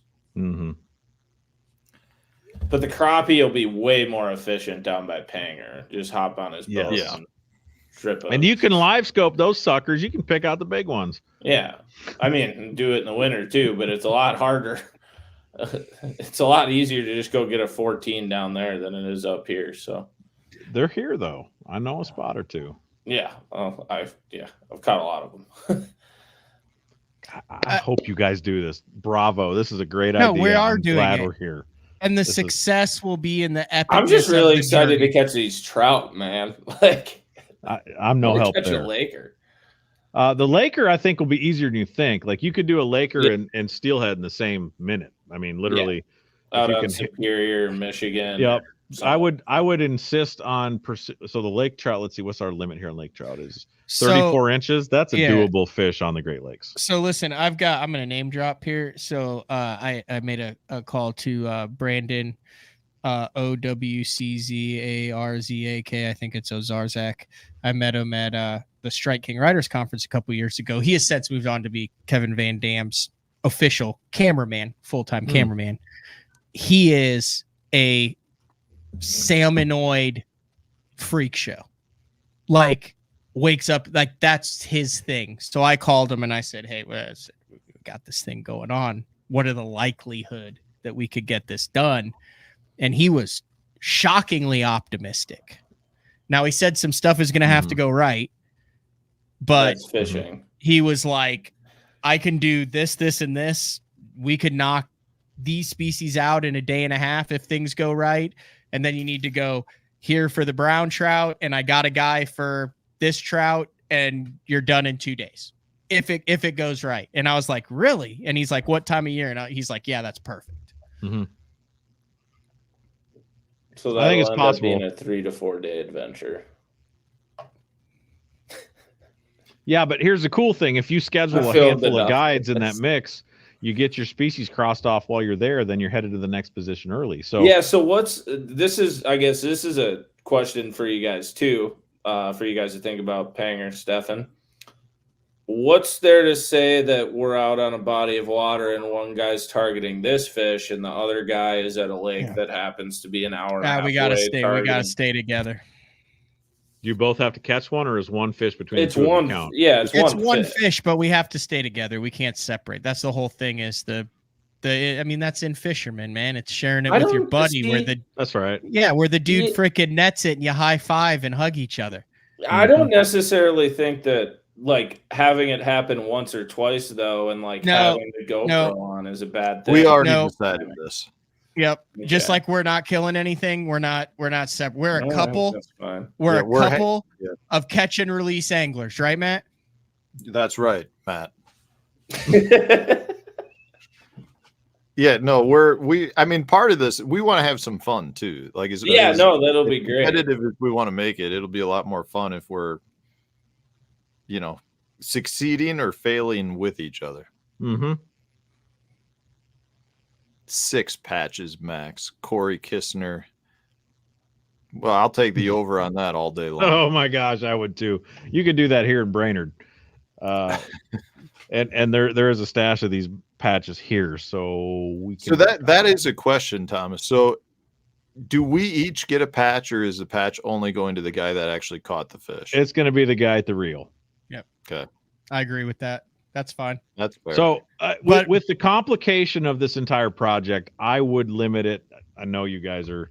I want you to succeed. So these are success advices, right? So I would say if you're fishing together, this is the tournament side of you guys too. I'm going to feed your egos a little bit. So you go for the first guy to catch the fish, okay, that meets the minimum. You move on to the next place, and at the end of this, the other guy who didn't catch as many of the master angler qualifying fish has to buy the other dude an expensive bottle of whiskey or whatever. But I think you hit the fish, you move on. If it's We're Matt or not Matt, killing any you move on. fish. Thomas, So- we just- No, that's not what I'm we're saying. we're not hitting any fish. All right, you're not clubbing any fish, but what I'm saying is you got to save a little gas money here. You both need to stay married, so let's catch the fish and roll on to the next destination. So I then- think we My decided we're northern going to bass take the guys are never patches. going to let me back if I don't club the pike. And we're going to take the patches and we're going to put them on a jacket, old school bass club style at the end. And then we're Oh, going to have heck the yeah. master angler jacket, regardless of who catches Can it. it be a So Letterman jacket? Like It'd high be- school? I want it to be the most like Get the early ear 1990s Ranger Boats jacket style is what I'm thinking. No. I want a full body mechanic jumpsuit coverall. that would take a lot of master angler. If we hit all 27, we can All do the way that. down your chest, down your leg. I mean, all the listen. way down the leg. So just so you guys know, like, this is how I envision this ending. I told this to Matt the other day, but I kind of think if we left largemouth at the end, right, or no matter what species it is, but I envision it like us going out for the last one. Say it's the 10-pound bass. We go out, we catch it, and we come back, and there's like thousands of people at the boat ramp cheering us on because we have conquered the Master Angler 27 species challenge in 10 days. Like, I feel like that's probably unrealistic on all counts of that story, but in my There's head, a chance. that's what I envision. There's a chance. I just see boats cheering us on as we come to like the final days. Did anyone think Lance at him? Armstrong would beat testicular cancer and go on to win 6 Tour de France's? No. Isn't there like a 30 for 30 about Are we that doing right blood now? doping too? Is that how we're going to stay awake? You're going to have to do something to stay awake. and listen, if you want thousands of people at the boat ramp, Matt, then we need to have probably a daily update on the podcast. Oh, no, we're doing yeah. 10 podcasts, 10 video updates, and this is then great. a finalized produced show from Yeah, Bart at the end. I'll do a series. It'll be highly produced. Yeah, Well, It'll no. definitely be out around the classic probably next week. I think you set your goal on accomplishing every of the 27 species. We get as many done as we can. As the snow flies, you adjust to accommodate. If it's beyond your 10 days, it is what it is. And then if you don't meet that minimum, then we look at a 2025 revisit and we'll cross off every species from there. I think you set your expectations, do your best to get there, and then accept the kick in the balls as it's going to come, because you're not going to be able to get all of them. It is I think it is virtually impossible to get all 27 species in 10 days. If you guys do it, that is worthy of national attention and probably a bigger trophy than I can create otherwise. So do it, expect the failure, and along the way, I'll award these as they come into my inbox. Click, click, Guess click, what? click, click. Dexter said it's like going to the moon and back. Guess what? That's been done. Has it though? It's questionable. Oh God, we're not getting into another controversy. Yeah. What I just think it'll be easier to get from lake to lake because the Earth is flat. But continue, Matt. Yeah, no, I'm just worried about passing the mandatory drug test afterwards. Yeah, we can't do blood doping anymore. That just screwed up days 6 through 10. Yeah. Maybe the Lance Armstrong analogy was a poor choice. That's funny. I Your mean- timing of which is good, but I do think, and let's maybe revisit this. I think you're probably going to have to do another a podcast series where we look at the map. All right, where we create the stops, where we've lined up the guides, where we've lined up the all right, you can cross off 4 or 5 species in this visit, provided everything goes right.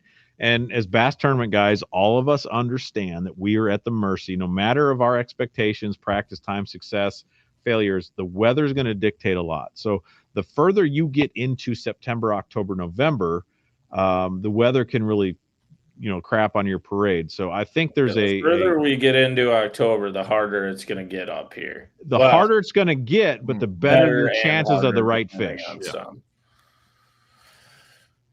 This is awesome. I'm saying your panfish chances are going to get harder up here. Yeah. And Well, largemouth. The big problem is we like to fish for muskies with panfish. So maybe you can do both at the same time. Oh my God. That's a joke. That's not true at all. So We'll just here's go to Green Bay and drag around a sucker. It'll be done. Here's what we've got, guys. So we've got so much planning on this. If you liked this kind of behind the scenes planning show, let me know. Let Matt Stefan know. Let Bart know. Email In Fisherman. Let them know that you're excited about this. And I don't know whether to do all this behind the scenes and then boom, we're just doing it, or do we do all these planning sessions late at night live? You keep it honest. I think What do you think, Matt? The mapping part we should probably do half air. But Yeah. what do you, I mean, just logistics wise and everything else? What do you think, Matt? I mean, I think it's I think we need to keep the general public updated because there is potential help we can get from them. I think it's entertaining. I think it leads up to the challenge. So I think we definitely want to do some on-air stuff, and then I think like some of the logistics and the actual planning, whether that's lakes or airfare or lodging, I think can be like done. that's Sarah and Courtney are going to have to be involved with that, because I literally am just good at driving to a destination. That's it. That's my level of skill set as far as we're gonna have to, like, a very real thing is flights, because we're gonna waste way too much time driving potentially for certain ones. Like, people can sleep and stuff in between, but so do any of you have an in on like a private jet? actually, mine's in the shop. Is there an In Fisherman jet we can borrow? I say that in all seriousness. Potentially. I got a jet boat. We might be able to run down the Mississippi and pick you up in St. Louis. Wait, but I can make a call or two. But really, are you what dead serious, Bart? Yeah, you know them too. So if your destinations include this part of the country, you got a couple things to consider. You got a lot of species here regionally that you can catch. Bart can get you into the river where you can cross off numbers of species, but you also have this facility, this In Fisherman studio, to work on keeping these updates live. So you can call me, say, hey, we're going to be on at XYZ time. If we need to plug information into the computer to do that, let's do that. We can do this daily. If there's communication in advance, we can schedule the updates. I say we do it live or semi-live anyways. Mm-hmm. There's we need to get a rough outline made so that we're not just throwing names of places at the wall. Yeah, no, so here's what I think, and I told this to Matt. Matt, do you still think this is the best idea? I think we take each species and we make a book of each species of where's the best place to catch it, what's the best, who we have contacts, where it can be done, and we end up with 27 of these books. And then you start to compare the books as to what works with each other to where it is. So then you start putting it into regions of where it is, and I think that's the first step that needs to be done. Otherwise, we're just like this, and this. If you just say, like, if we literally in the next planning session go, oh, I'm on the highlights of there. That's a nice channel cat, by the way. I know where that was caught. Really? Hold on, I gotta get back to Master Angler. Those hats look great, guys, by the way. Thank you. Thank you. So if we just go, all right, largemouth bass, blue, we go smallmouth, we go all the way down the list. So we have 27 pages of it. That at least gives us a starting spot. And we're getting rid of the regions, right? So we're just there is no, but we're going to pick it based on region. Mm-hmm. Like it has to fall in that region. And we're going to get confirmation from Thomas in a non-controversial fashion whether or not a certified scale, depending on how we certify it, if we can certify handheld. If we can, awesome. If we can't, not an issue. We know where we stand. I got a plan. It's kind of like the forward-facing sonar deal. It either is or it isn't, whatever. Let's revisit that. I have a plan on a way to get that accomplished. I think that's a great plan moving forward. And we also have to nail down the exact dates that we're actually going to do. That would be helpful. And listen, no weights in fish, fellas. No weights in fish. Hey, we're going by inches. Yeah. Unless you got a certified scale. You can stretch them out, dude. No, that's right. Step on them, make it a little longer. Is there anything else? There was an interesting question that said, how many of you have what master angler species have you guys caught? Let's close out tonight then, and then we'll let Thomas and Bart go, and then we'll close out with Matt, because I just want to get his thoughts on this whole thing. I know Matt Stefan turned down a muskie tournament tonight to do this show, Thomas. Listen, I love bass tournaments, but there really might not be anything dumber than a muskie tournament, and I love muskies too. Well, it's muskie league night. It's just a Tuesday night league. That's an excuse to hang out at the ramp later and drink beer. I mean, that's what that's all about. I love muskies. The guy I go with does it out of a pontoon boat, so it's like it's basically equipped like a bass boat, but it's a pontoon boat, so it's more about lounging around and chilling. God, we could do a sidebar, and pontoon boats are not sexy, but they might be the best fishing boat ever. They really are. Anyway. All right, we'll start. What is that? Clockwise, or we'll start up in their top left corner. All right, Thomas Allen, what master angler species have you caught? Just the yes or no. Largemouth bass, yes. Yes. Smallmouth. Smallmouth, yes. Oh yeah, just say your biggest then. Well, you're gonna ask me to go back. Like, I didn't measure a lot of these things. I know. Oh no, never mind. Smallmouth, yes. Spot. I think I've caught a 20-inch spot. Yeah. Okay. When we lived in White Alabama. bass. No. Who the heck measures a white bass? Stripe bass. No. Hybrid stripe. Nope. But I know where they live. What, Yes. what is a hybrid stripe bass? It's a mix between a white bass and a striped bass, and when they hit, it's freaking amazing. And if you Are catch they them up on here, a Stefan? if you catch them on a minnow with a it's a spinning wiper. rod, it goes. Okay. I think.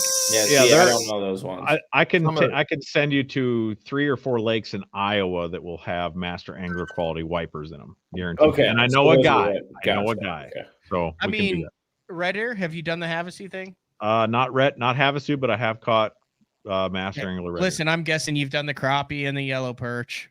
Nah. I don't think I've caught a yellow perch that big, honestly. Wow.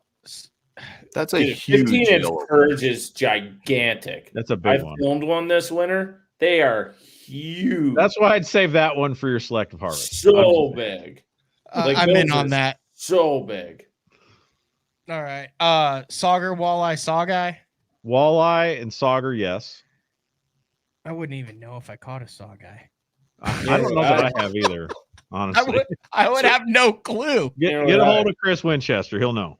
Yeah. So according to the saw guy, so a sauger needs to be 21 inches, a walleye 30 inches, a saw guy 25. A saw guy, I mean, do they generally then get much They trend bigger than bigger. a sauger?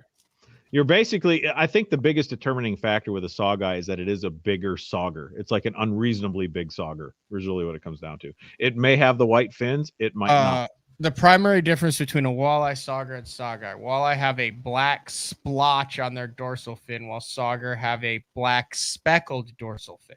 Mhm. That's Walleye have a gradual transparency to their tail fin, while sauger do not. Walleye have a solid color. Well, there's true. That nothing that about sauger. pool 4, 5, and 6 are probably your best bet at all 3 of those species, I'd say, of the Mississippi. The truth about a saw guy. If you've ever come across a saw guy, then you've spent a moment being confused. That's a good opening line.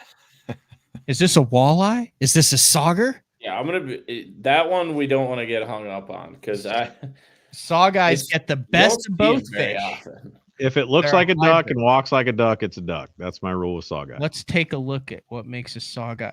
Oh my God, this is like a freaking manifesto. Yeah, Look at the table of contents on this saw guy article. I was very surprised to see it was on the list and like dogfish or something like that wasn't, or Right. burbot.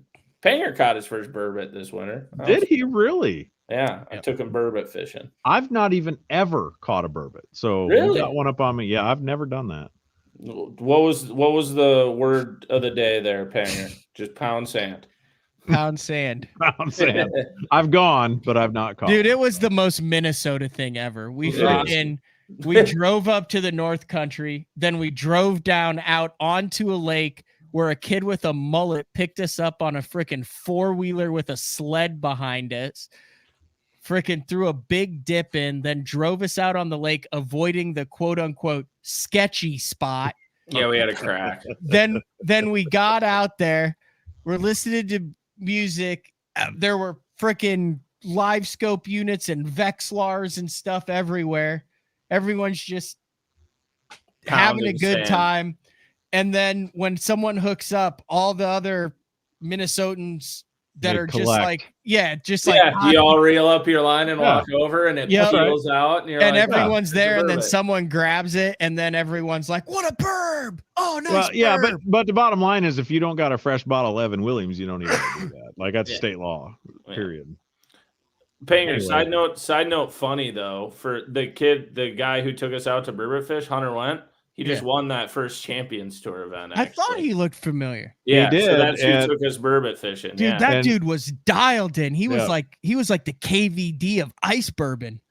You know, funny story. So I fish a Thursday nighter here in Brainerd, and Hunter fishes all those Thursday nights Yeah. too. So Hunter's awesome. yeah, he's a good kid. Did well down there. And the funny thing is, I fished 30 tournaments on Okoboji, and I've never fished. I've never cast a line where he was fishing. Drives me crazy. I suck. That's why I There write was about it. so many fish.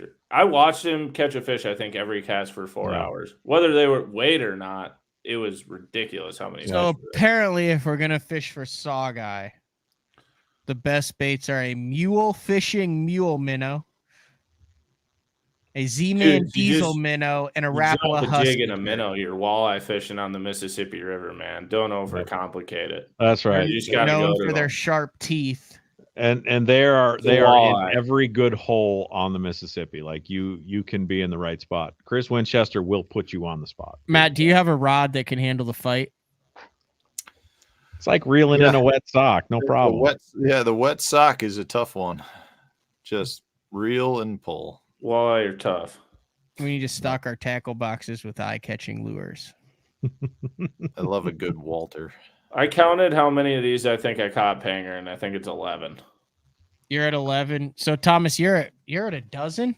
Let me count. All right, 1, 2, 3, maybe 4, 5, 6, 7, 8, 9, 10, 11, 12. I'm gonna by far be the least. 13. I can say 13 without having to prove pictures of these fish on measuring boards, but Yeah. master angler quality fish. So I can say we'll call 10. I'm confident in them. Stefan, what are you at? I haven't been. None through of this. them are This is- trout species. This is going to be Yep. embarrassing for me. I'm up in that 10 or 11 range. I'm pretty sure the one I have gotten that Thomas didn't mention, a white bass, I'm very sure I've gotten. That's just the sheer amount of fishing on the sand I've done on the Mississippi River. Well, and really, you want the white bass mecca is going to be Devil's Lake. No question about it. Yeah. Well, what you guys don't understand is probably Table the Rock. best. Yeah, Table Rock is probably the best big or late fall white bass fishery in the region. Can you get a spot there too? Yeah. Like, is 18-inch? I don't spot fish. Is 18-inch spot like doable? So I fished a tournament there before. Like this was on November 9th of last year. So this is literally when we're going to be there. And I released these. I just brought it in because we had a trash fish pot and I thought I had a chance until Jeremy Lawyer brought in a 30-pound alligator gar. But those count. Those are 17 plusers. Now wait a minute. Those almost look like wipers. Those look So like- you would those are wipers. true white bass. Really? Yeah, look at the freaking lines. Are you sure? No, those are I wipers. don't think those No, are white. Those are hot. Those are white bass. Those are 100% white bass. We do need a DNR guy. Those are 100% white bass. The I don't right think side they fish look like a are. striped bass. I mean, Those are white bass. bring up I that saw Some of our page. videos are going to be looking at fish and going, "Is it a saw guy? I don't Yeah. know." That's right. Those, You're going to get it done officially, and then have someone come in. those and say, are "Whoa." 100% white bass. Those are big white bass. Yeah. I think those are wipers. I think you're wrong. I would say the one on the right is a wiper, and the one on the left is a white bass. Nope, they're both the exact same. Come don't on, think there's Stefan, you even- got to agree with me. Like that. God, That I one has need- got. That was bad. I've Yeah, like I said, I've been they look a little practicing. bit longer than wider. You know, like white bass are a little bit more bluegill shape, I guess. Let's consult the Google's, Panger. Come on. I mean, I Difference do know Table Rock is full of giant white bass. I've caught lots of 17-inch white bass at Table Rock. Hybrid. Lake Pepin's got a bunch of them too. Does the Mississippi River have the 30-inch caliber walleye in it though? Don't go. I wouldn't go there to target it. You want to go to Green Bay. Well, Not currently. They are like, I would say 65 or better % of the field of the NWT is up in Bay to Knock. They are not fishing Green Bay proper. So Oh, really? I would say go west of North Dakota, Missouri River Basin reservoirs. White bass have Fort Peck. one dark line. We can get it done in Fort Peck in half a day. I would agree with that. Yeah. I would agree with that. I got a guy. I want to get a hold of your guy. I want to go to Fort Peck. Bad. That's on my list. Yeah, I got that one dialed. Zero issue there. We could get smallmouth done pretty easily too. I know we all know where we could get a smallmouth, but might as well double it up. Mhm. Yeah, I mean, well, that's the And whole there's point. a We got to ton find of lakes we lake can trout knock out there. multiple fish. On a lake trout. It's supposed to be White good bass for have both. one dark line in the middle that goes all the way to the tail, whereas hybrids have darker, bolder lines with more than one line that extends to the tail. Mhm. There were a lot of lines there. None of I them did not. extended. I did not see one line. Here, look, I'll show you. If I they're have it out. broken lines, it's a wiper, right? No, this is one line that extends to Just the text tail. me the picture. I'm going to text it to a guy and I'll find it out. Please do. Look, there's one line. Whoa. Those are master angler quality fish. Okay, there's There's- one line in the middle, One line in the middle that extends all the way to the tail. and that's Okay, it. look, can I see the one on the right that we're questioning? I Yeah. think they're two The different. left one fish. looks like a white bass. I Yeah. agree. Agreed. The right one is a wiper. And I caught probably 15 like that day. But I think they're both master angler quality. That's the thing. Like you, if those are there and those are available, then go target them. Your They're best very available. your best white bass bait ever is the little grasshopper crankbait. Changed my mind. Really? A rebel? Yeah, All right. This is I've got one that's got rusted hooks. I hadn't seen the water in 15 years. this is the other one.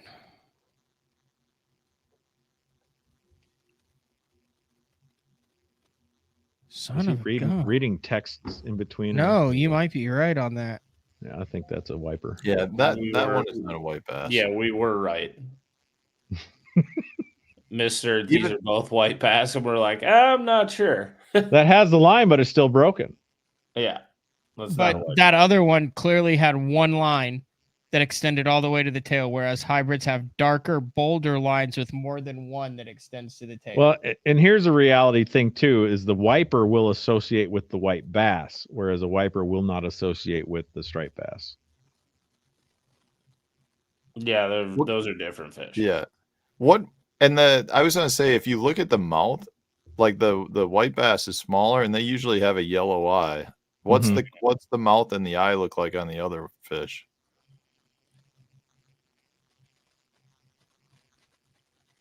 Yeah, dude, that mouth, but look how much bigger that mouth looks. Isn't that mouth a lot bigger on that one? Those are two different. I don't- God, We're what epically gonna fail this. what I we would have agree learned that is there's we need to more- get our biologists on call. Yeah, I would. yes, they both were super thick, Clay. Those look like great fish. I would. I released both of those. Yeah, you gotta cut the sand vein out, but they're pretty good eating. No, they are. White I was bass are just saying. delicious. I did. So I think I'm way, way lower than you guys. So I've caught the largemouth, the smallmouth, the spot, the white bass. I Put wiper on there. We just saw it. Well, the hybrid stripe Yeah. bass has to be 24, 20. Yeah, I don't think those. So I 24. have caught that, but Oh. I did it at Cherokee in the open, Good Lord. 24 practicing for inches. that. I caught a freaking absolute unit. I think I have a picture of that one too. Anyway, I have not caught a striper that big. I've caught some big stripers at Texoma. Bluegill, no. Red ear. So I'm at 1, 2, 3, 4, 5. Crappie, 6. Sauger walleye, no. Pike, no. Muskie, hybrid muskie, yes. 7. None of that. I have no idea how long I have caught a giant king. I have caught a big Chinook. 8.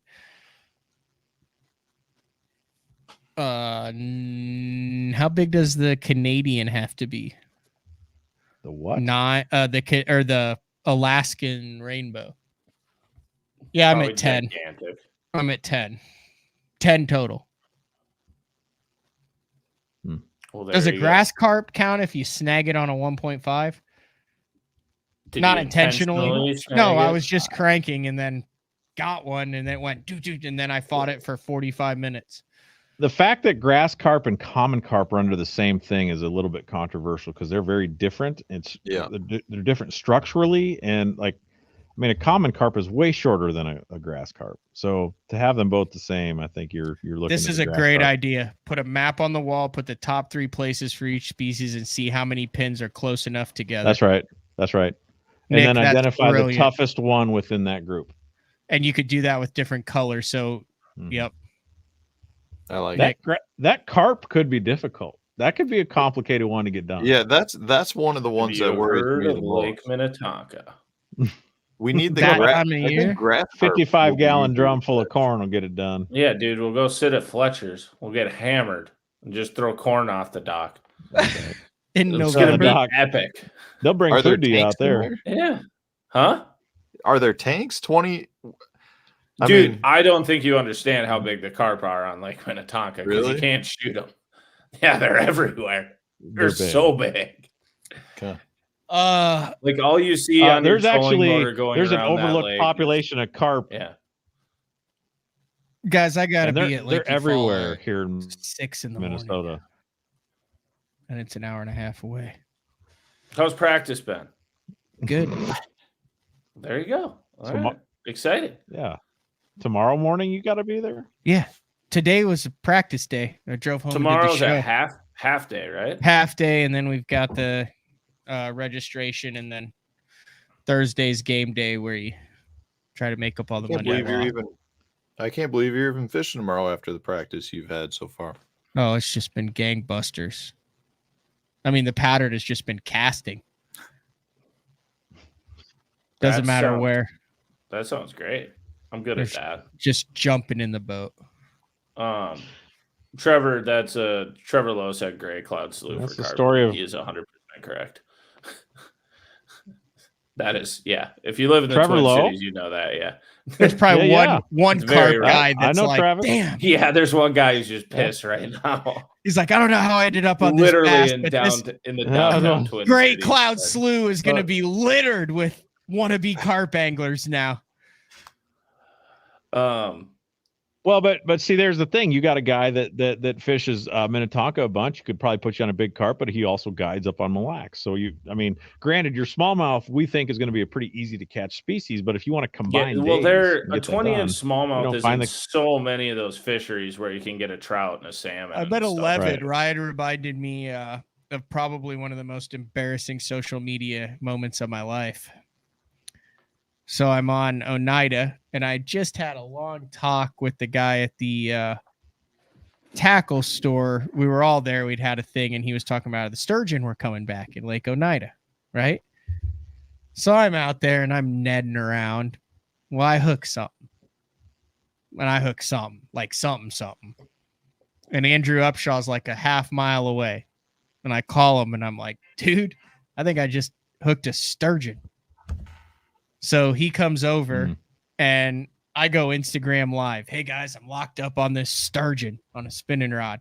So then Andrew goes live. I add him in. So we've got the two views are me with the rod and then Andrew watching me fight it. This thing gets I was up to 1,800 live viewers watching me including half the field, watching me fight this thing out on Shackleton Shoal for it was 38 minutes I was live. Comes up, it's a freaking catfish. It's like a freaking 30-pound channel catfish. People love that. Oneida Lake record catfish. I was so disappointed. Dude, I was having a conversation live on Instagram Live in front of 1,500 people talking to Andrew about how when I get it up to the boat, I'm going to jump in because I can't get it out of the boat because it's going to be so big. And you can take my picture as I tread water next to this sturgeon. And it comes up and it's the ugliest catfish I've ever seen in my life. Sounds like a Master Angler award. It was 100% a Master Angler award. And be thankful that you don't have alligator, gar, or sturgeon on your list because those are very expensive trips to run. So I'm surprised we don't have some of those because that sturgeon is very in my backyard. Yep, sturgeon. Oh yeah, your backyard. I was gonna say I got boys on the Rainy River. You want to see this catfish? This thing was literally like a prehistoric beast. I mean, yeah, you remember told the this story. picture. Let's see the picture. Yeah, it was ugly. I remember that picture. Oh, it's not even that big. That Like, is dude, ugly. That This is thing super was ugly. so freaking big. Hold on, I gotta figure out how. This thing was a Stefan, gigantic catfish. Don't listen. Over under 12 pounds. Ready to go. Over under. That was under 12 pounds. No, 12 or 13 freaking. pounds? I had a 20-pound I'm scale. not a catfish guy. I have a 20-pound scale, and it pegged my 20-pound scale, and I thought my scale was broken, so I put it on Andrew's scale, and he will verify this, and it pegged his 20-pound scale. We got weights and fish. Ain't no way. Ain't no way. Yes, there is. Look at this belly. Here's what you don't understand. Here's Stefan, what you better don't be there to understand. measure every one of these Dude. fish. Look at that. Look at the dimple on the bottom of the belly. That thing was the size of a homegrown watermelon. You've of a probably cantaloupe. caught an 11-inch bluegill too, haven't you? No, I haven't. That's a big catfish, bro. That's a big one. Yeah. Yeah, that's a giant. Yeah, Not that's a that big one you catfish. caught. That was a 30s. That's a Matt. I remember that. That's a very big catfish. That's way bigger than what you're holding up. What are And you I still talking wouldn't about? say that's I 30 didn't say pounds. that no one hasn't caught a bigger catfish than me. I'm just saying that pegged a 20-pound scale, and I went Instagram live with it for 38 minutes. Did you guys see the belly on that fish? I mean, there's weights in that fish. Let me see your fish, Stefan.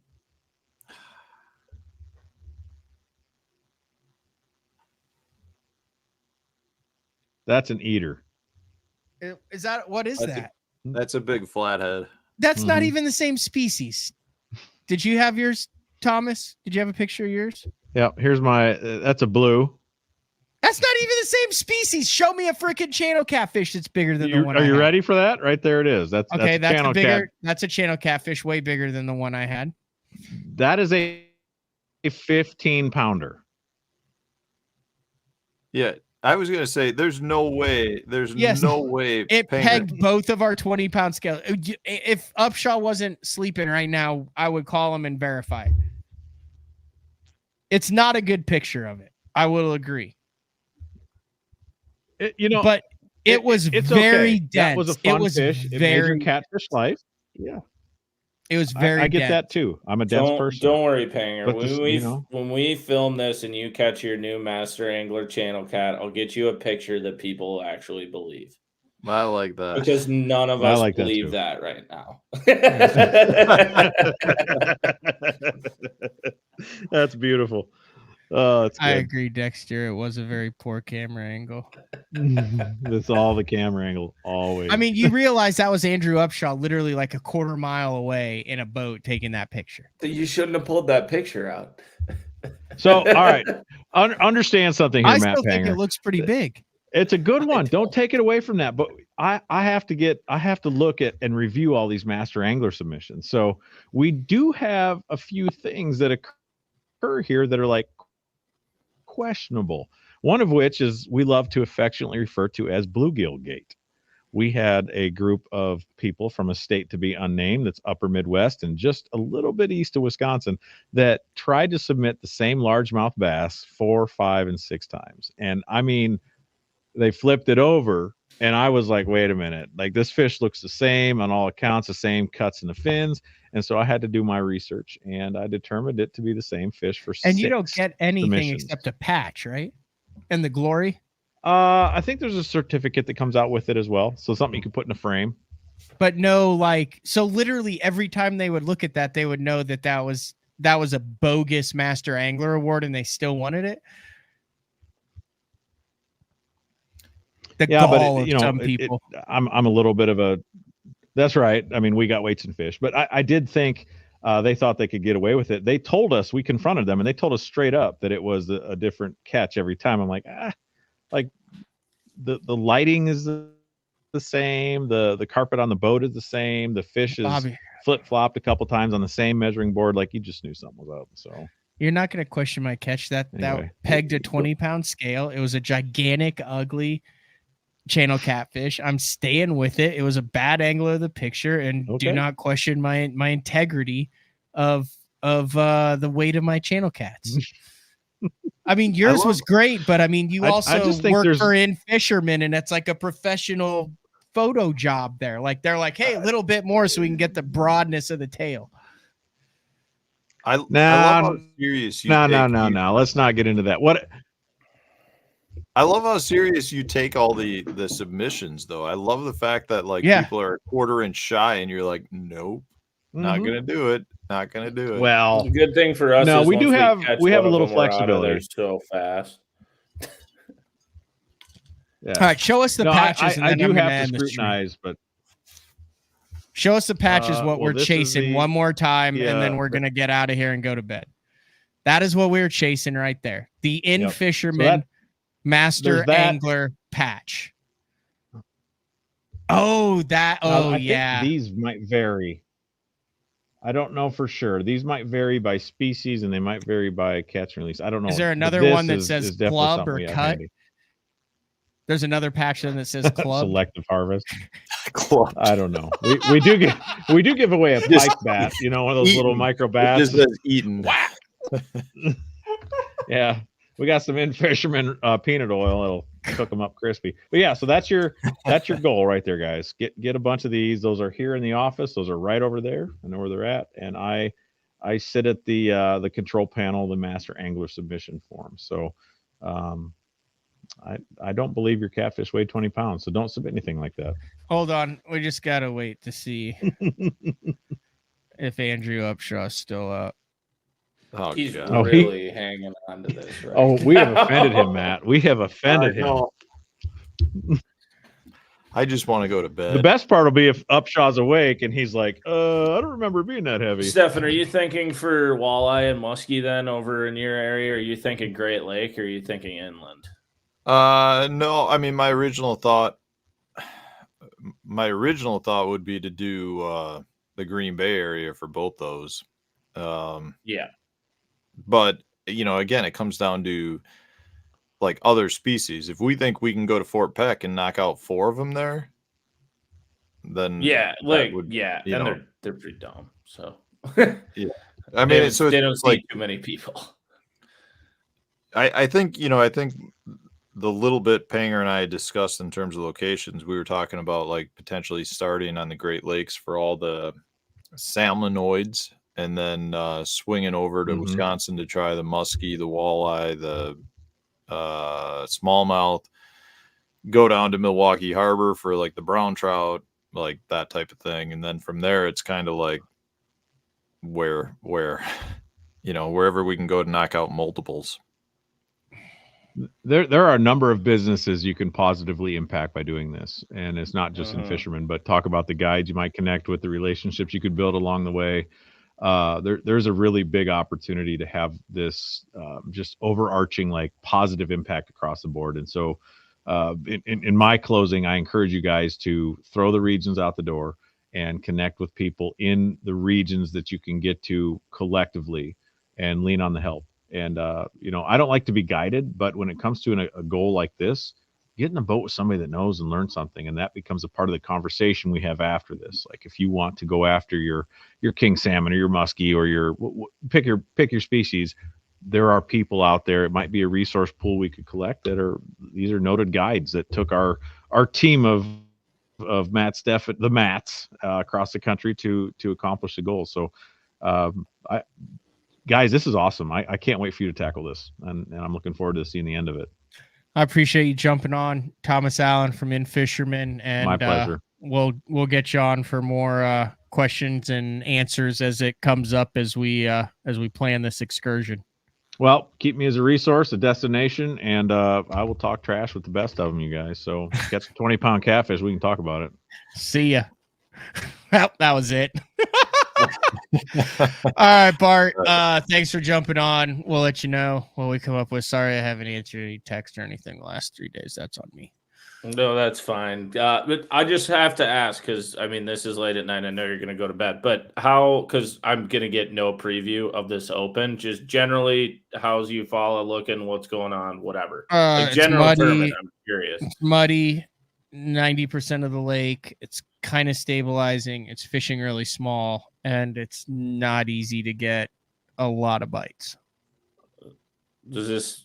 It's probably not fishing the same as it did last time, but it sounds the exact same as last time. Yeah, it's totally not. So I think there's a lot of guys who, last time it was low, lot clearer. Oh, okay.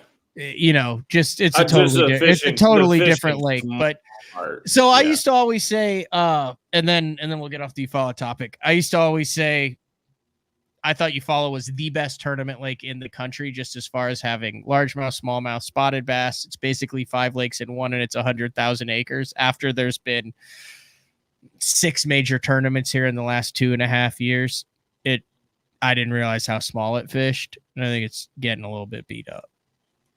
Okay. Yeah, I remember you and Mark talking about it for years. So when I first started going to it, I was like, oh, cool. I'm excited to learn about this place and see. Yeah. So, Yep. So that's kind of the update. Sweet. No, yeah. Keep me in the loop with this. Not sandbagging. I mean, I've had a couple good bites. I've had 6-7 hour stretches where I didn't get a bite. So that sounded like me on the Mississippi River last week. Yep. But no, keep me in the loop for this. I would love to have a meeting sometime with you guys and chuck a bunch of dots up on a map and be like, where do we actually think we can accomplish these? And like we said, I think the smartest thing will be figure out where we can get a bunch done early. And then there's going to be a lot of travel. Yeah, get momentum. And then there's going to be a lot of travel for like one fish. And then immediately getting back into the travel portion for one fish. Because some of these, like, you're just not going to be able to group up well. Mm-hmm. It won't happen. Whereas the Great Lake stuff, walleye, lake trout, like stuff like that, you'll be able to. But some of those, like, we also need to know what we can catch at night that time of year. Muskie. I mean, I think everything. Catfish. Yeah, I think more stuff bites at night than we think. That time of year? Yeah. We could probably get your crappie at night too. He's probably just chilling there, suspended. Never caught a crappie at night. I've caught a lot of crappie at night. Through the ice. Yeah, but they're winter pattern when you're targeting them. Yeah, it's northern crappie are different. All right, I'm gonna let you go, Bart. Okay. I get some sleep. All right, I'm back. All right, see you, buddy. Later. All right. Okay. Go. It was I don't know if we accomplished much, but we started the conversation. Yeah. All right. Are you still all in? Hell yeah, dude. I'm excited for this. Yeah, I think it's going to be a blast. So we've established catch and release, no regions, everything else is fair game, right? Yep. We're going to wait to hear back on the certified scale, and our next meeting needs to be kind of a map of the United States with dots, and then we can actually probably get another camera that's on the map, and then we can add to it. And I like that. Put it together, and then we'll make a binder of each species and who we have and contacts, and then we'll nail down some dates. When will you know if you're fishing the US Open? I can look into it more. It would be a sponsor obligation. Okay. So I'll follow up with them. You don't. Yeah. I mean, I would think you'd want to. I mean, that's a pretty prestigious event. The what? Fishing it? Yeah. Oh, I love fishing it. I don't like driving 26 hours for it. Yeah. Why are you falling asleep? You haven't been practicing for 3 days. I'm about 55 hours into a 3-day fast. I haven't eaten since fasting. Sunday. Yeah, I haven't eaten since Sunday. Why? It's supposed to be a good reset to the body. This isn't a result. What is you do this a lot? No, it's the first time I've done it. It's a result of conversation came up at the last tournament in our household where Matt Becker said he tried it, and after about a day and a half, he was hallucinating. So you wanted to And hallucinate. then, because I had such a crummy tournament and I had a 17-hour drive home, I didn't eat all last. It would have been a week ago Friday. And I was like, well, I'll try it. I'll see if I can go. And then the next day I made it basically 2 days, but then we had dinner plans. And I'm like, well, I'm not going to go sit at dinner and not eat. So I made it 2 days. I was like, that's not too bad. And then I started it. I'm like, I want to do it. I want to try it. So I did it. I started Sunday, and tomorrow I get to eat tomorrow. So you have not eaten since Sunday, and you just did a 2-hour live stream late at night? All I've had is water since Sunday. Have you hallucinated? No, earlier today I was starting to feel a little lightheaded, I guess, but I think I've made it past everything I've read and been told on it is like after you make it past like the day and a half mark, you can pretty much go as long as you want. Is that true? I don't know. Maybe I'll keep going. We'll no. It sounded like there was some bacon in that cup. No, it's water and ice. Oh, okay. You're past the day and a half, though. Well, I'm past 2 days right now. Yeah. Do you feel like you can go as long as you want? Well, considering I'm going to go to bed now and wake up, I'll be a few hours I know, short. but right now, are you craving food? No, I'm all right. I'm doing good. Jeez, I feel bad. I had an Oklahoma burger tonight from the garage, which is a burger what is that? with cream cheese, Ooh. bacon, and candied jalapenos. I mean, that does sound good. Not gonna say that doesn't sound good. All right, I'll let you go to bed. Thanks for doing this. We got to plan it out. All right, dude. Should I do a smoother exit? No, I'll talk to you later. Good luck tomorrow. All right, thank you. See you. All right, I guess we're gonna keep doing this planing live. All right, let's throw some music up. I gotta go to bed. We recorded today for Thursday. Uncle Frank talks about a number of things, including how to know how to put together a tournament game plan or even just a day game plan. How long do you stay on a spot? Where do you start? How do you talked about all sorts of stuff. Also talked about the recent fishing article about the Bassmaster Elite Series that was on Fox on Barstool. It's a hell of an article. So that'll come out Thursday. No show tomorrow, Wednesday. This kind of serves as the Tuesday, Wednesday show. So that's all we got for tonight. We'll talk to everybody later. See ya.